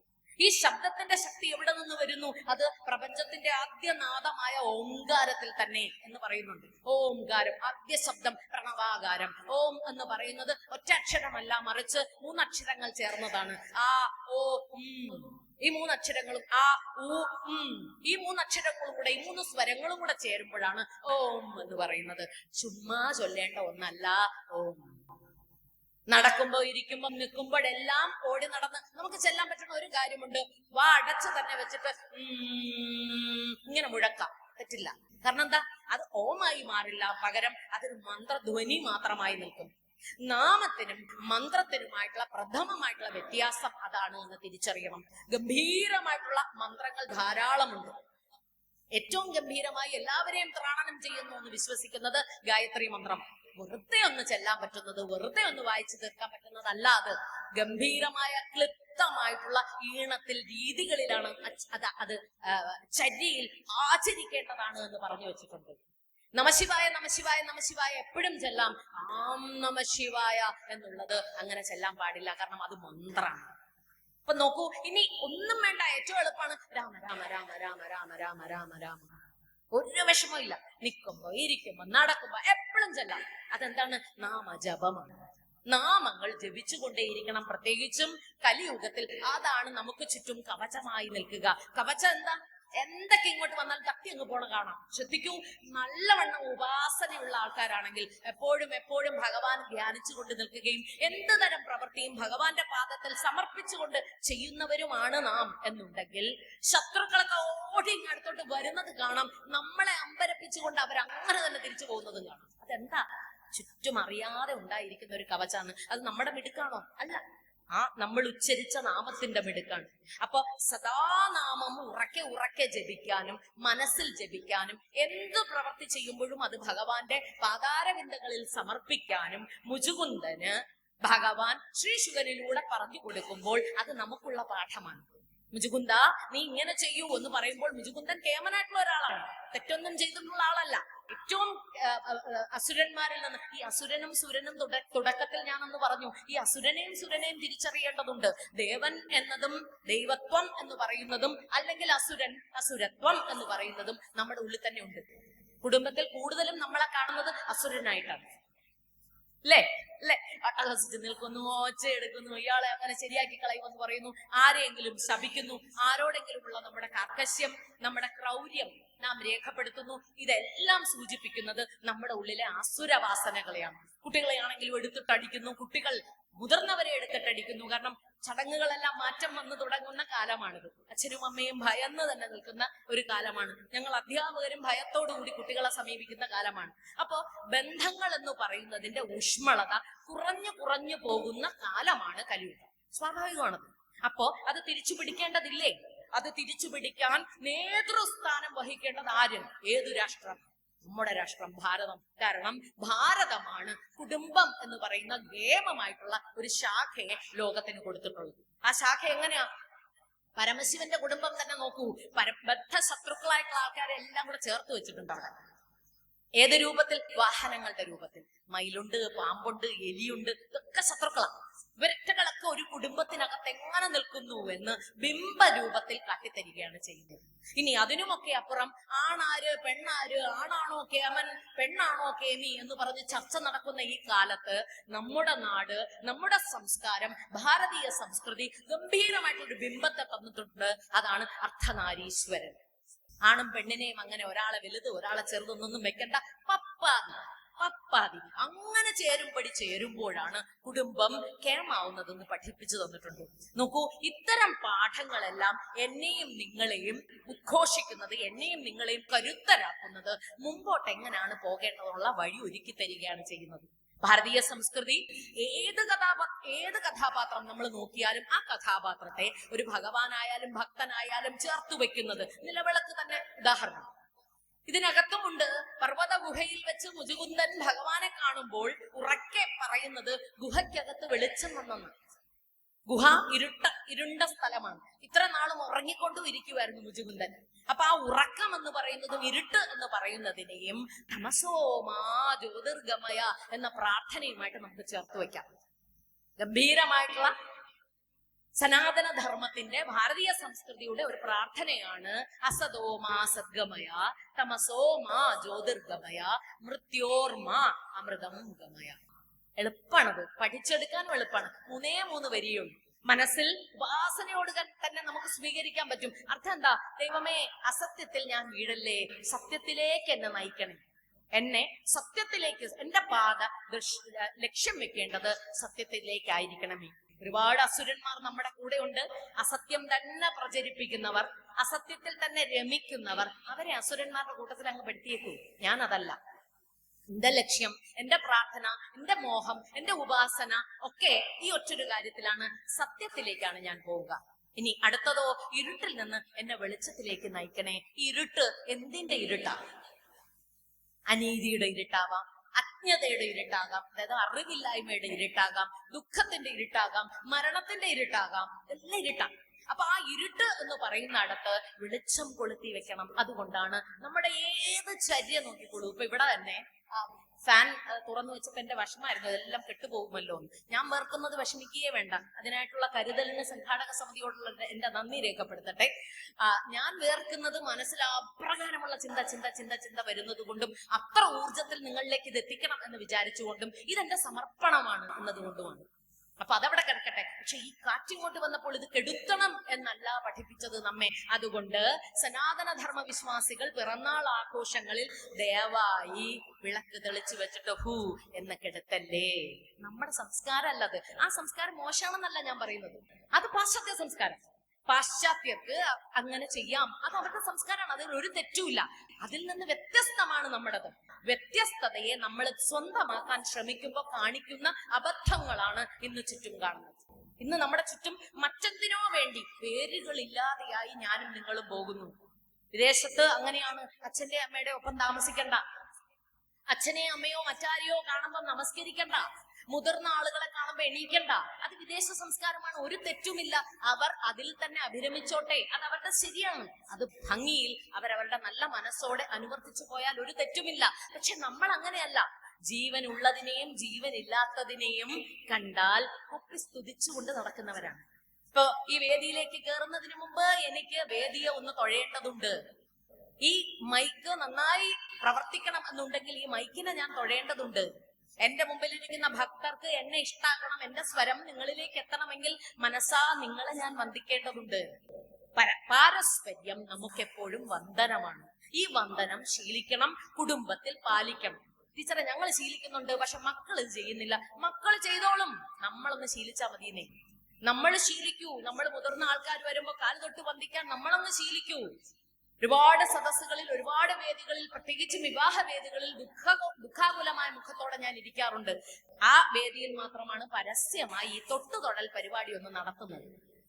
അപ്പോ ചെറുക്കന്റെ അമ്മ, പെണ്ണിന്റെ അമ്മ, ചെറുക്കന്റെ അച്ഛൻ, അവരുടെ മാതാപിതാക്കൾ വേദിയിലേക്ക് കയറി വരുന്ന സമയം ഒന്ന് കുട്ടികൾ കുനിഞ്ഞ്, അവർ ഈ സർവാഭരണ വിഭൂഷിതരായിട്ടൊക്കെ ഇരിക്കുകയാണ്, എന്നാലും അവരൊന്ന് കുനിഞ്ഞ് നിവരുമ്പോ അച്ഛനും അമ്മയ്ക്കും ഈ കൈ എന്തോ ചെയ്യണം എന്ന അറിവില്ലാതെ പോകുന്നത് സനാതന ധർമ്മത്തിന്റെ ഏറ്റവും വലിയ വിപത്താണ് എന്ന് ഞാൻ വിശ്വസിക്കുന്നു. ഈ കൈകൾ എടുത്തു വെച്ചിട്ട്, മക്കളെ, എന്റെ കുഞ്ഞുങ്ങളെ, ഇത്ര വർഷമായും അച്ഛനും അമ്മയും തപസ്യയായി നിങ്ങളെ വളർത്തിക്കൊണ്ടുവന്നതിന്റെ മുഴുവൻ സമാഹരിച്ച നന്മയും നിങ്ങളുടെ നെറുകയിൽ വെക്കുന്നു എന്ന മട്ടിൽ അവരുടെ നെറുകയിൽ ഇതൊന്ന് വെക്കാൻ പഠിക്കണം. ഇപ്പൊ അങ്ങനല്ല. ഇപ്പൊ അതിന് പല ഫോട്ടോഗ്രാഫേഴ്സ് പറഞ്ഞു തരും. ഒരു ഉമ്മ കൊടുക്കൂ, ഒരു കൈ അങ്ങനെ വെക്കൂ, ഇങ്ങനെ വെക്കൂ, പോവാൻ പറയൂ. നമ്മുടെ ആചാരം എന്ന് പറയുന്നത് നമ്മളെ വളർത്തുന്നതാവണം. നമ്മളെ വളർത്തുന്നതാകണം. നോക്കൂ, കുട്ടി കാല് തൊട്ട് തൊഴണം എന്ന് പറയുന്നത് ആരെയും പോസ് ചെയ്യാനല്ല. കുഞ്ഞ് കാല് തൊട്ട് വന്ദിക്കുമ്പോൾ കുഞ്ഞ് ചെയ്യേണ്ടത്, ഇത്ര നാളും നിങ്ങളുടെ സ്വന്തമായിരുന്നു ഞാൻ, ഇപ്പൊ ഞാൻ പാതിയായി പോകുന്നു, അല്ലെങ്കിൽ പകുത്തു പോകപ്പെടുന്നു, ഇപ്പൊ എനിക്ക് തളർച്ച ഉണ്ടാവുന്നു, എനിക്ക് വേണം നിങ്ങളുടെ കരുതൽ, എനിക്ക് വേണം നിങ്ങളുടെ അനുഗ്രഹം. ആ അനുഗ്രഹത്തിനാണ് അച്ഛാ അമ്മേ നിങ്ങളുടെ കാലിൽ ഞാൻ വന്ദിക്കുന്നത്. അങ്ങനെ ആ കുഞ്ഞ് കാലിലോട്ടൊന്ന് തൊഴണം, ആ അർത്ഥത്തിൽ. അല്ലാതെ ചടങ്ങിന് വേണ്ടിയോ ഫോട്ടോയ്ക്ക് വേണ്ടിയോ ഗോഷ്ഠിക്ക് വേണ്ടിയോ അല്ല. അപ്രകാരം ഒന്ന് തൊഴുമ്പോൾ ശിരസ് നിറച്ച അനുഗ്രഹം കൊടുക്കാൻ പറ്റണം. ഇത് സനാതന ധർമ്മ വിശ്വാസിയുടെ ഒരു ആചാരമാണ്, കീഴ്വഴക്കമാണ്. പിറന്നാൾ ദിവസം കുട്ടികളെ കൊണ്ട് അങ്ങനെ തന്നെ തൊഴിപ്പിക്കണം. നമ്മളും നമ്മുടെ പിറന്നാൾ ദിവസം കുടുംബത്തിൽ മുതിർന്ന ആൾക്കാരുണ്ടെങ്കിൽ അവരുടെ കാല് തൊട്ട് വന്ദിക്കണം. വിഷുവിന്റെ ദിവസം എല്ലാരും തൊടും. എന്റെ പിള്ളേർ പറഞ്ഞു അന്നത്തെ ദിവസം തൊഴാൻ ഭയങ്കര ഇഷ്ടമാണെന്ന് അവര് പറയും. കാരണം എന്താ, എന്തേലും കിട്ടും, കാല് തൊട്ടൊന്ന് വന്ദിച്ചാൽ മതി, കൈനീട്ടം കിട്ടും എന്നതുകൊണ്ടാണ്. അങ്ങനെ എന്തേലും കിട്ടാൻ തന്നെയാണ്. പക്ഷെ കിട്ടേണ്ടത് ദ്രവ്യമല്ല, മറിച്ച് അനുഗ്രഹമാണ്. അനുഗ്രഹത്തിന് കണ്ണും മൂക്കുമൊന്നുമില്ല. അനുഗ്രഹം എന്ന് പറയുന്നത് എവിടുന്ന് എങ്ങനെയൊക്കെയാണ് വരുന്നത് എന്ന് നമുക്കറിയില്ല. അതിങ്ങനെ നമ്മുടെ മേൽ പെയ്തിറങ്ങട്ടെ. പെയ്തിറങ്ങണമെങ്കിൽ കുനിഞ്ഞ് നിൽക്കണം, വിനയാന്വിതരാവണം, തൊട്ടു വന്ദിക്കാൻ പഠിക്കണം.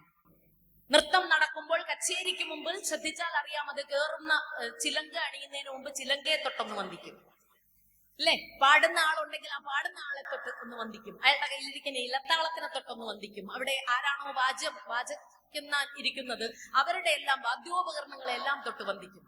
ഇതെന്തിനാ ഈ തൊട്ട് വന്ദിക്കുന്നത്?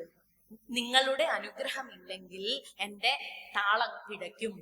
താളം പിഴയ്ക്കുക എന്നുള്ളതാണ് ഇന്ന് നമ്മുടെ നാട്ടിൽ കണ്ടുവരുന്ന ഏറ്റവും വലിയ വേദന. ഭാര്യയും ഭർത്താവും തമ്മിലുള്ള താളം പിഴയ്ക്കലിനെ ഡൈവോഴ്സ് എന്ന് നമ്മൾ പറയും. അച്ഛനും അമ്മയും തമ്മിലുള്ള താളം പിഴയ്ക്കലിനെ ഗുരുവായൂർ അച്ഛനമ്മമാരെ നടക്കിരുത്തുന്നതായിട്ടോ പിള്ളേരെ കൊണ്ടുവന്ന് വല്ലയിടത്തും അനാഥാലയങ്ങളിൽ എറിയുന്നതായിട്ടോ നമുക്ക് വ്യാഖ്യാനിക്കാം. നോക്കൂ, കുടുംബം എന്ന് പറയുന്നത് ഇതെല്ലാം ചേരുന്നതും ഇമ്പം ഉണ്ടാക്കുന്നതും സമൂഹത്തിന് ഇമ്പം ഉണ്ടാക്കാൻ നമ്മളെ പ്രാപ്തമാക്കുന്നതുമാണ്. ചെറിയ കുടുംബം, ഞാനും ഭർത്താവും കുട്ടികളും അടങ്ങുന്ന, ഞാനും ഭാര്യയും കുഞ്ഞുങ്ങളും അച്ഛനും അമ്മയും അടങ്ങുന്ന ചെറു കുടുംബമാണെങ്കിൽ അത് കുറച്ചുകൂടെ വലുതാവുമ്പോൾ ഇതൊരു കുടുംബമാണ്. ഈ കുടുംബത്തിന് ഇതൊരു കുടുംബമാണ്. ഇത് കേൾക്കാനും അനുഭവിക്കാനും ഇരിക്കുന്ന ഈ കൂട്ടായ്മയെ ഒരു കുടുംബം എന്ന് പറയും. കുറച്ചുകൂടെ വലുതാണ്. ഇനി ഇതിനും അപ്പുറം ഈ താലൂക്കിലോട്ട് ഇറങ്ങുമ്പോൾ അത് കുറെ കൂടെ വലിയൊരു കുടുംബമാണ്. അതിനും അപ്പുറം നമ്മുടെ രാഷ്ട്രം, അതിനേക്കാൾ വലിയ കുടുംബമാണ്. അതിനും അപ്പുറമാണ് പ്രപഞ്ചം എന്ന് പറയുന്ന കുടുംബം. അവിടുത്തെ അംഗങ്ങൾ സൂര്യനും ചന്ദ്രനും നക്ഷത്രങ്ങളും ഒക്കെ ചേരുന്നതാണ്, വായുവും അഗ്നിയും ഒക്കെ ചേരുന്നതാണ്. നോക്കൂ, കുടുംബം വലുതായി ഈ സമസ്തവും ഞാനായി തന്നെ മാറുന്നു, അല്ലെങ്കിൽ ഈ സമസ്തവും എന്റേതായി മാറുന്നു. അങ്ങനെയുള്ള ഒരു കൊടുക്കൽ വാങ്ങൽ വരാൻ ഉള്ള പ്രാപ്തി ഒരു കുട്ടിക്ക് ഉണ്ടാവുന്നത്, ഒരു വ്യക്തിക്ക് ഉണ്ടാവുന്നത് അവന്റെ മൂല കുടുംബത്തിൽ നിന്നാണ്. ആ കുടുംബത്തിൽ അപഭ്രംശങ്ങൾ ഉണ്ടാവുമ്പോഴാണ് അച്ഛൻ സെറ്റിന്മേ വെറുതെ കിടക്കുന്നു, മകൻ നെഞ്ചക്കിട്ടൊറ്റടി. പത്രം കാണുന്നതാണ്, ഞാൻ ഉണ്ടാക്കുന്ന വാർത്തയല്ല. വെറുതെ അച്ഛൻ ഉറങ്ങിക്കിടക്കുന്നു. ഉറങ്ങിക്കിടക്കാൻ മാതാപിതാക്കൾ ഭയക്കുന്ന കാലമാണ്. കാരണം എപ്പോഴാണ് കുട്ടിക്ക് ഇത് തിരിവ് വരുന്നതെന്ന് അറിയില്ല. ഒറ്റയിടി ചുറ്റികം കൊണ്ട് നടക്കുക. ആരെ ഇടിക്കാം, ആരെ കൊല്ലാം എന്ന മട്ടിൽ. എത്ര ഭീകരമായ ഒരു അവസ്ഥയാണ്. ഒന്ന് ആലോചിക്കൂ, ലോകത്തിന് മുഴുവൻ അമൃതം നൽകിയ ഒരു തതി, ലോകമെമ്പാടും സമാധാനം ഇങ്ങനെ വേണമെന്ന് പറഞ്ഞു കൊടുത്ത ഒരു തതി, ആ തതി കൃത്യമായി അതിന്റെ ലക്ഷോപലക്ഷം പേരെടുത്ത് തന്നെ നമുക്ക് പറയാൻ പറ്റാത്ത, എണ്ണമെടുക്കാൻ പറ്റാത്ത അത്ര തന്നെ ഗ്രന്ഥങ്ങളിലൂടെ ലോകത്തിന് മുഴുവൻ സമർപ്പിതമായിട്ടുള്ള വീര്യത്തോടെ കൊടുത്തു അറിവ്. നോക്കൂ, നന്മയുണ്ടാവൂ, എല്ലാവർക്കും നന്മയുണ്ടാവൂ, എല്ലാവർക്കും നന്മയുണ്ടാവൂ എന്ന് പറയുന്ന സങ്കല്പത്തിൽ നിന്നാണ് വസുധൈവ കുടുംബകം വന്നത്. അല്ലെങ്കിൽ ആ സങ്കല്പമാണ് വസുധൈവ കുടുംബകം. കറുപ്പുമെടുത്ത് ശബരിമല ചെല്ലുമ്പോൾ എല്ലാ അയ്യപ്പനും അവിടെ ഇരിക്കുന്ന ആളായി അത് നീ തന്നെ തത്വമസി എന്ന് എഴുതി വെച്ചിരിക്കുന്ന അതാണ്. അതുകൊണ്ടാണ് പേര് എന്ന് പറയുന്നത്, പേര് കേളപ്പനാണെങ്കിലും കേളപ്പ സ്വാമിയായി മാറുന്നു, കേളപ്പൻ അയ്യപ്പനായി മാറുന്നു. അപ്പോ അതും ഇതും ഒന്ന് എന്ന് പറയുന്നത് ചെറിയൊരു രൂപത്തിൽ പ്രതീകമായിട്ടാണ് നമുക്ക് ശബരിമലയിൽ കാണാൻ പറ്റുന്നത്. ഇത് എല്ലായിടത്തുമുണ്ട്. അതുകൊണ്ടാണ് ഗുരുഭൂതന്മാരെ, യോഗിമാർ എന്നാൽ അന്വേഷകരെ ഈ അടുത്ത കാലത്ത് മഹാകുംഭമേളയ്ക്കൊന്ന് പോകാൻ പറ്റി. അപ്പൊ ഇങ്ങനെ കൊതിച്ചിരിക്കുവായിരുന്നു, പോകാൻ പറ്റുമോ, സാധിക്കില്ല എന്ന് വന്നു. ഒരു ഘട്ടം എത്തിയപ്പോ ആരും കൊണ്ടുപോയില്ലെങ്കിൽ ഞാൻ പോകും എന്ന് എന്റെ കുടുംബക്കാർക്ക് ഭയം തോന്നിയത് കൊണ്ട് എന്റെ സഹോദരന്മാർ എനിക്ക് കൂട്ടുവരികയും അങ്ങനെ ഞങ്ങളങ്ങ് പോവുകയാണ് ചെയ്തത്. പക്ഷെ അവിടേക്ക് പോകുന്നതിന് മുമ്പ് വായിച്ചെടുത്ത മുഴുവൻ അറിവ് വെച്ചിട്ട് ഞാൻ മനസ്സിലാക്കിയെടുത്തു, നമ്മൾ മുമ്പിൽ കാണുന്നവരൊന്നും മനുഷ്യരാവണമെന്നില്ല. ഇതൊന്നും ഒരു തിരിച്ചറിവാണ് കേട്ടോ, ഇതൊരു തിരിച്ചറിവാണ്, ചെറിയൊരു അറിവല്ല അത്. നമ്മൾ മുമ്പിൽ കാണുന്നത് കാരണം ഈ കൃത്യസമയത്ത് ലക്ഷക്കണക്കിന് നാഗസന്യാസിമാർ എവിടെ നിന്നോ വരുന്നു. ഫ്ലൈറ്റ് എടുത്ത് അവരുടെ കൂടെ പോയാലോ ടെലസ്കോപ്പ് വെച്ച് അവരെ പിന്തുടർന്നാലോ ഇവരെങ്ങോട്ടാ പോകുന്നതെന്ന് നമുക്ക് തിരിച്ചറിയുന്നില്ല. കൃത്യം ഈ സമയമാവുമ്പോൾ ഇവർ ഇത്രയും എവിടെ നിന്ന് വരുന്നു? ഈ രാജ്യത്തിന്റെ ധർമ്മ സംസ്ഥാപനാർത്ഥം സംഭവിക്കുന്ന അവതാരങ്ങളാണ് അവർ. ഞാൻ നാഗസന്യാസിമാരെ കണ്ടു, അത്രയേ ഉള്ളൂ. ഇവർ നാഗസന്യാസിമാർ തന്നെയാണോ? പല പല പല മഹാനുഭാവന്മാരെയും 3000-4000 വയസ്സ് പഴക്കമുണ്ട് എന്ന് വിദേശിയായിട്ടുള്ള ജോൺ ബ്രണ്ടന്റെ ഒരു പുസ്തകം വായിച്ചു കഴിഞ്ഞതേ ഉള്ളൂ. ഞാനിപ്പോ വിദേശിയാണ്, അതുകൊണ്ടാണ് ആ വാക്ക് പറഞ്ഞത്. സ്വദേശി പറഞ്ഞുവെങ്കിൽ അവന് വേറെ ഏതെങ്കിലുമൊക്കെ ചാപ്പ കുത്തിവെക്കും. വിദേശത്തെ ഒരുത്തൻ എഴുതിയിരിക്കുകയാണ്, അവൻ ഈ നാട്ടിൽ വന്ന് ഈ നാട്ടിലെ ഗുരുക്കന്മാരെ മുഴുവൻ അന്വേഷിച്ച് ഈ നാട് എന്താണ് എന്ന് കണ്ടെത്താൻ വേണ്ടി ശ്രമം നടത്തിയിട്ട് അവൻ കണ്ടെത്തിയ നിഗമനങ്ങൾക്കകത്ത് ഒന്നാണ് ഹിമാലയ സാനുക്കളിലൂടെ സഞ്ചരിച്ചപ്പോ എത്ര വർഷമായി എത്ര വയസ്സായി എന്ന് തിരിച്ചറിയാത്ത ആളുകളെ കണ്ടു, അവധൂതരെ കണ്ടു, തൊട്ടു മുമ്പിൽ ഒന്ന് വരികയും ആരാന്ന് ചോദിക്കുന്നതിന് മുമ്പ് അങ്ങ് മൺമറഞ്ഞു പോവുകയും ചെയ്യുന്നവരെ കണ്ടു എന്ന് വിദേശീയനായിട്ടുള്ള സാധാരണ ഒരു ജേർണലിസ്റ്റാണ്. അയാള് യോഗിയൊന്നും അല്ല, അദ്ദേഹം എഴുതിയിട്ടുണ്ട്. അപ്പോ ഈ സങ്കല്പത്തിലാണ് ഞാൻ മഹാകുംഭമേളയിൽ പങ്കെടുക്കുമ്പോൾ പല പല പല ആളുകളെയും സ്വപ്നതുല്യരായി കാണണമല്ലോ എന്ന് വിചാരിച്ചു ചെന്നത്. അപ്പോ ആ അന്തരീക്ഷം എനിക്ക് തന്നത്, ഇവിടെയും ധാരാളം പേര് പോയിട്ടുണ്ടാവും, അപ്പൊ നിങ്ങൾക്ക് ഞാൻ പറയുമ്പോൾ അത് അതേ അർത്ഥത്തിൽ തന്നെ ഉൾക്കൊള്ളാൻ പറ്റും. ആ അന്തരീക്ഷം എനിക്ക് തന്ന ഒരു തേജസ് ഉണ്ട്, ഒരു ഓജസ് ഉണ്ട്, ഒരു ശക്തിയുണ്ട്. അതെന്ത് എന്നുള്ളത് വാക്കുകൊണ്ട് പറയാൻ പറ്റില്ല. 25 കിലോമീറ്റർ നടന്നു, പക്ഷെ കാലുകൾക്ക് ഒരു ക്ഷീണവുമില്ല. അതെങ്ങനെയാണ്? ഇവിടെ ഇപ്പൊ ഇരുന്നിട്ട് ഞാൻ അങ്ങനെയും ഇങ്ങനെയും തിരിഞ്ഞോണ്ടിരിക്കുവാണ്. ഞാൻ 25 കിലോമീറ്റർ സഞ്ചരിച്ചിട്ട് ഒന്നും തോന്നില്ലെന്നേ. അപ്പൊ അതാരാ, എന്താ, അവിടെ ആരാ നമ്മുടെ മുമ്പിൽ വരുന്നത്? നമുക്ക് ഭക്ഷണം വിളമ്പി തരുന്നത് ആരാ? നമ്മളെ തൊട്ടില്ല എന്ന മട്ടിൽ കടന്നു പോകുന്നത് ആരാ? നമ്മൾ കാണുന്നത് ആരാ? നമ്മൾ നിൽക്കുന്ന ഇടം ആരൊക്കെ ഉണ്ട്? കാണുന്നവരും കാണാത്തവരും അവിടെ ധാരാളമില്ലേ? ആകാശത്തിൽ നിന്ന് അഗ്നിസ്ഫുല്ലിംഗങ്ങൾ ഇറങ്ങി വന്നു എന്ന് പറഞ്ഞിട്ട് ഒരാൾ എഴുതി വെച്ചിരിക്കുന്നു. ആ വന്നതൊക്കെ യക്ഷന്മാരും കിങ്കരന്മാരുമാണ് എന്നാണ് സങ്കല്പം. ഇനി നമ്മൾ കാണുന്ന യോഗ്യവര്യന്മാരൊക്കെ ഈശ്വരന്മാരാണോ? നമ്മൾ കേട്ടിട്ടുള്ള 33 കോടി ദേവന്മാരാണോ? കാരണം കഥ അങ്ങനെയാണ് പറഞ്ഞു വെച്ചിരിക്കുന്നത്. നോക്കൂ, ഈ അമൃതജലം പാനം ചെയ്യാൻ അല്ലെങ്കിൽ ഈ അമൃതജലത്തിന്റെ ഊർജം സ്വയം പേറാൻ വേണ്ടി ലക്ഷോപലക്ഷക്കണക്കിന് നമുക്കറിയാവുന്ന കോടി ദേവന്മാരും വരും, എല്ലാവരും വരും, യക്ഷന്മാര് വരും, കിങ്കരന്മാര് വരും. നമുക്കറിയില്ല. ഈ ജീവജാലങ്ങൾ നമുക്കിടയിൽ ഇപ്പോഴും ഇല്ലേ? ഉണ്ട്. ഇത് കണ്ടെത്തണമെങ്കിൽ, അവരുടെ അനുഗ്രഹങ്ങൾ നമുക്ക് കിട്ടണമെന്നുണ്ടെങ്കിൽ, അവരുടെ നെഗറ്റീവായിട്ടുള്ള, അതായത് ചീത്ത ആൾക്കാരും ഉണ്ടാവുമല്ലോ തീർച്ചയായും, അത് നമുക്ക് കിട്ടാതിരിക്കണമെന്നുണ്ടെങ്കിൽ തീർച്ചയായും നാരായണ കവചം നമുക്കുണ്ടാകണം. അതിനാണ് കവചം ജപിക്കണം എന്ന് പറയുന്നത്. ഈ കവചം ജപിക്കാൻ ഇത് മുഴുവൻ കാണാതെ പഠിച്ചു വെക്കാനൊക്കെ ഇക്കാലത്ത് പറ്റാത്തപ്പോ രാമ രാമ രാമ രാമ രാമ ചൊല്ലിക്കൊള്ളൂ, കൃഷ്ണ കൃഷ്ണ കൃഷ്ണ കൃഷ്ണ ആയിക്കൊള്ളൂ. നമുക്കറിയാവുന്നത് പോലെ നമുക്കിഷ്ടമുള്ള ഒരു ദേവതയെ ഉപാസിച്ചുകൊണ്ടേയിരിക്കും. ഇനി മന്ത്രങ്ങളെ ആവുമ്പം കൃത്യമായ ആചരണ പദ്ധതിയിലൂടെ അത് ചെയ്യണം, ഉപാസനാ രീതിയിലൂടെ ചെയ്യണം. സാധാരണക്കാരനായ എനിക്കും നിങ്ങൾക്കും എപ്പോഴും ജപിക്കാൻ സാധിക്കുന്നത് നാമമാണ്. അതുകൊണ്ടാണ് കലിയുഗത്തിൽ നാമജപം എന്ന് പറയുന്നത്. അപ്പൊ ഈ നാമജപത്തിന്റെ ഘോഷം മുചുകുന്ദനെ ബോധ്യപ്പെടുത്തി കൊടുക്കുന്നത് ഭഗവാൻ ഇങ്ങനെയാണ്. ഭോഗം എന്ന് പറയുന്നത് സ്വാഭാവികമായി നിനക്ക് സംഭവിച്ചതാണ്. അപ്രകാരം നിനക്കൊരു സഞ്ചിത പാപവും കൂടിയുണ്ട്. ആ പാപം കളയാൻ നിനക്കൊരു ടേൺ ഞാൻ തരികയാണ്, നിനക്ക് മോക്ഷം ഞാൻ തരികയാണ്. പക്ഷെ ഈ ജന്മത്തിലല്ല, അടുത്ത ജന്മത്തിലേക്ക് നിന്നെ ഞാൻ ഒരുക്കുന്നത് എങ്ങനാ? നീ തപസ് ചെയ്യണം. തപസ് ചെയ്യുക മാത്രമല്ല ചെയ്യുക, തപോബലത്താൽ തന്നെ നീ ഉപാസനയോടുകൂടി എന്നെ വീണ്ടും വീണ്ടും വീണ്ടും ഉപാസിച്ചെടുക്കണം. സത്കർമ്മങ്ങൾ ചെയ്യണം, സത്സംഗങ്ങൾ ഉണ്ടാകണം. ഇതെന്താ? ഈ കൂട്ടായ്മയ്ക്ക് പറയുന്ന പേരെന്താ? സത്സംഗം. സത്സംഗം എന്ന് പറഞ്ഞാൽ സത്തുക്കളുടെ ചേർച്ച. പ്രധാനപ്പെട്ട ഇടങ്ങളിൽ നോക്കൂ, സത്രവേദികളിൽ പങ്കെടുക്കുമ്പോൾ ലളിതമായിട്ടുള്ള ഉദാഹരണം പറയാം, ഭക്ഷണവുമായി ബന്ധപ്പെട്ട ഉദാഹരണം പറയാം. 12 മണിക്ക് അത് പറയുമ്പോൾ ഒരു സന്തോഷവും കൂടെ ഉണ്ടല്ലോ നമുക്ക്, കേൾക്കുമ്പോഴും പറയുമ്പോഴും ഒക്കെ. നമ്മൾ വീട്ടിൽ വെക്കുന്ന സാമ്പാർ അമ്പലത്തിൽ നിന്ന് നമ്മൾ കഴിക്കുന്ന സാമ്പാറിനാണോ സ്വാദ്? നമ്മൾ വീട്ടിൽ വെക്കുന്നതിൽ എല്ലാ വിഭവങ്ങളും ഒക്കെ ഇട്ടെന്ന് വെച്ച് നോക്കൂ. എന്നാലും ക്ഷേത്ര പരിസരത്തിൽ നിന്ന്, സത്രവേദികളിൽ നിന്ന് നമ്മൾ കഴിക്കുന്ന ലളിതമായിട്ടുള്ള ഒരു ഭക്ഷണത്തിന് വല്ലാത്തൊരു സാധ. അതിനാണ് ഈ കിടന്ന് ഇടിപിടി കൂടുന്നത്. എന്താ അത്? കാരണം എന്താ? അവിടെ ഈ പറയുന്ന ഇടപെടലോ. ആ ഇടപെടലിന് പകരം വെക്കാൻ ഒന്നുമില്ല. ഇത് കുടുംബത്തിൽ ചെയ്യാം കേട്ടോ, ഇത് കുടുംബത്തിൽ ചെയ്യാം എന്ന് നമ്മുടെ പൂർവ്വസൂരികൾ പറഞ്ഞു തന്നിട്ടുണ്ട്. പഞ്ചമഹായജ്ഞം എന്ന് പറയുന്നതിലെ ഒരു യജ്ഞം കുടുംബത്തിൽ, പഞ്ചമഹായജ്ഞം കുടുംബങ്ങളിൽ, എല്ലാ കുടുംബത്തിലും അടുക്കളയിൽ ആണിനും പെണ്ണിനും ചെയ്യാവുന്ന ഒന്നാണ്. അവിടെ അഗ്നി കൂട്ടുക എന്ന് പറയുന്നത് മറ്റേ അഗ്നി, യാഗാഗ്നിയാണെന്ന് സങ്കല്പിച്ചുകൊണ്ട് ചെയ്യുക. ഇതിപ്പം ആശ ഒന്നും അതല്ല. അപ്പൊ അഗ്നി കൂട്ടുക എന്ന് പറയുന്നത് ഭക്ത്യാദരപൂർവ്വം തന്നെ എങ്ങനെയാണോ ഒരു യാഗാഗ്നിക്ക് തിരികൊളുത്തുന്നത് അപ്രകാരം ചെയ്യുക. അതിലേക്ക് പാത്രം വെക്കുകയോ അടുപ്പത്തേക്ക് അരിയിടുകയോ ചെയ്യുന്നത് ഹവിസ്, നെയ്യ് നിവേദ്യം കൊടുക്കുന്നത് പോലെ ചെയ്യുക. ഇനി അതിൽ നിന്ന് കിട്ടിയ സാധനം വേണ്ടിയിരിക്കുന്നു നിങ്ങളുടെ ഭക്ഷണം അണ്ണാക്കിലോട്ടിട്ടോ, അതല്ല. പകരം പ്രസാദം വിളമ്പുന്നത് എങ്ങനെയാണോ അതുപോലെ വിളമ്പുക. ഇനി ഭുജിക്കുന്നവനാകട്ടെ പ്രസാദം സ്വീകരിക്കുന്നത് പോലെ അത് ഭുജിക്കുക. അവിടെ എന്താ സംഭവിക്കുക? യാഗ നടക്കുക.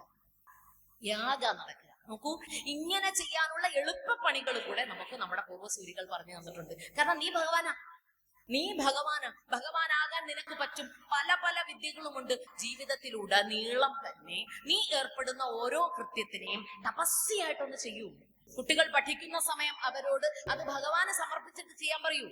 പഠിക്കണ ഞാനാവുമ്പോഴല്ലേ നമുക്ക് വെപ്രളം വരുന്നത്. അയ്യോ ഇത് പഠിച്ചു തീർത്തിട്ടില്ല, പഠിച്ചാൽ തലയിൽ കയറുന്നില്ല, എന്തോ ചെയ്യും? ഭഗവാനെ ഇത് ഞാൻ ചെയ്യുവാണ് കേട്ടോ, അങ്ങോട്ട് കാലിൽ വെച്ചിട്ട് അങ്ങ് ചെയ്യൂ. എളുപ്പമാണത്. നമ്മുടെ ഭാരം മാറും. ദുഃഖങ്ങൾ വരട്ടെ, ദുഃഖം അവിടുത്തെ സമർപ്പിച്ചിട്ട് ചെയ്യൂ.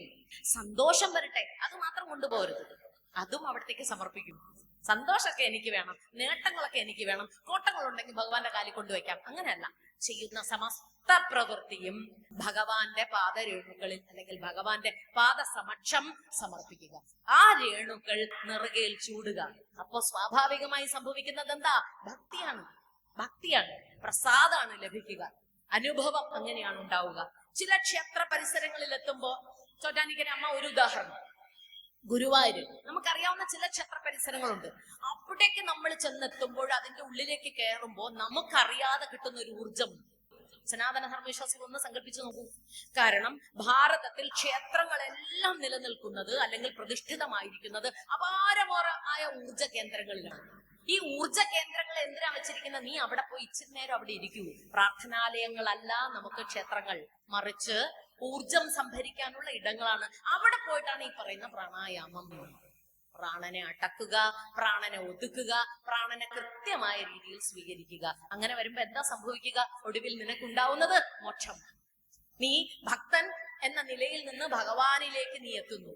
കുടുംബത്തിലെ എല്ലാ ആചാര പദ്ധതികളും നിലവിളക്കിനെ കേന്ദ്രീകരിച്ച് ചെയ്യുക. ഋഗ്വേദത്തിലെ ആദ്യ മന്ത്രം തന്നെ അഗ്നിമീളേ പുരോഹിതം എന്ന് പറഞ്ഞത് ആ അർത്ഥത്തിലാണ്. പഞ്ചഭൂതത്തിന്റെ ഒരു സാന്നിധ്യമാണ് അഗ്നി എന്ന മട്ടിൽ മാത്രമല്ല, അഗ്നി കേമമായ ഒരു പ്രതീകവുമാണ്. അതിങ്ങനെ പ്രജ്വലിച്ച് നിൽക്കുമ്പോ അത് നിന്റെ ഉള്ളിലാണ് ആ വിളക്ക്. ഗുഹയ്ക്കകത്താണ് ഞാൻ, ഇരുട്ടിലായിരുന്നു ഞാൻ എന്ന് മുചുകുന്ദൻ പ്രാർത്ഥിക്കുന്നത് ആ അർത്ഥത്തിലാണ്. മുചുകുന്ദന്റെ പ്രാർത്ഥനയ്ക്ക് പകരമായി, വരമായി, അനുഗ്രഹമായി, തെളിച്ചമായി, വെളിച്ചമായി ഭഗവാൻ നിന്നുകൊടുത്തതും ആ അർത്ഥത്തിലാണ്. മുചുകുന്ദ പർവം നിങ്ങളുടെ മുമ്പിൽ സ്നേഹാദരപൂർവ്വം സമർപ്പിക്കുമ്പോൾ എന്റെ ആഗ്രഹം നമുക്ക് എല്ലാവർക്കും കാരുണ്യവാനായിട്ടുള്ള ഭഗവാന്റെ സ്നേഹവും അനുഗ്രഹവും ആവോളം ലഭിക്കുമാറാകട്ടെ. എല്ലാ അർത്ഥത്തിലും നന്മ എല്ലാവർക്കും വാരി വിതറാൻ എനിക്കും നിങ്ങൾക്കും സാധിക്കട്ടെ. അങ്ങനെ സാധിക്കണമെങ്കിൽ അപാരമായ കരുത്ത് നാം നേടിയെടുക്കേണ്ടതുണ്ട്. ഈ യജ്ഞവേദിയിൽ നിന്ന്, ഈ സത്രവേദിയിൽ നിന്ന് നിങ്ങൾ നേടിയെടുക്കുന്ന അറിവ് മുഴുവൻ മനസ്സിലിട്ട് കടഞ്ഞ് അമൃതമായി തന്നെ സകലർക്കും ഇഷ്ടംമാതിരി വാരി വിതറാൻ സാധിക്കട്ടെ. അത്ഭുതങ്ങൾ ഉണ്ടാകട്ടെ, സന്തോഷമുണ്ടാകട്ടെ. ലോകാ സമസ്ത സുഖിനോ ഭവന്തു.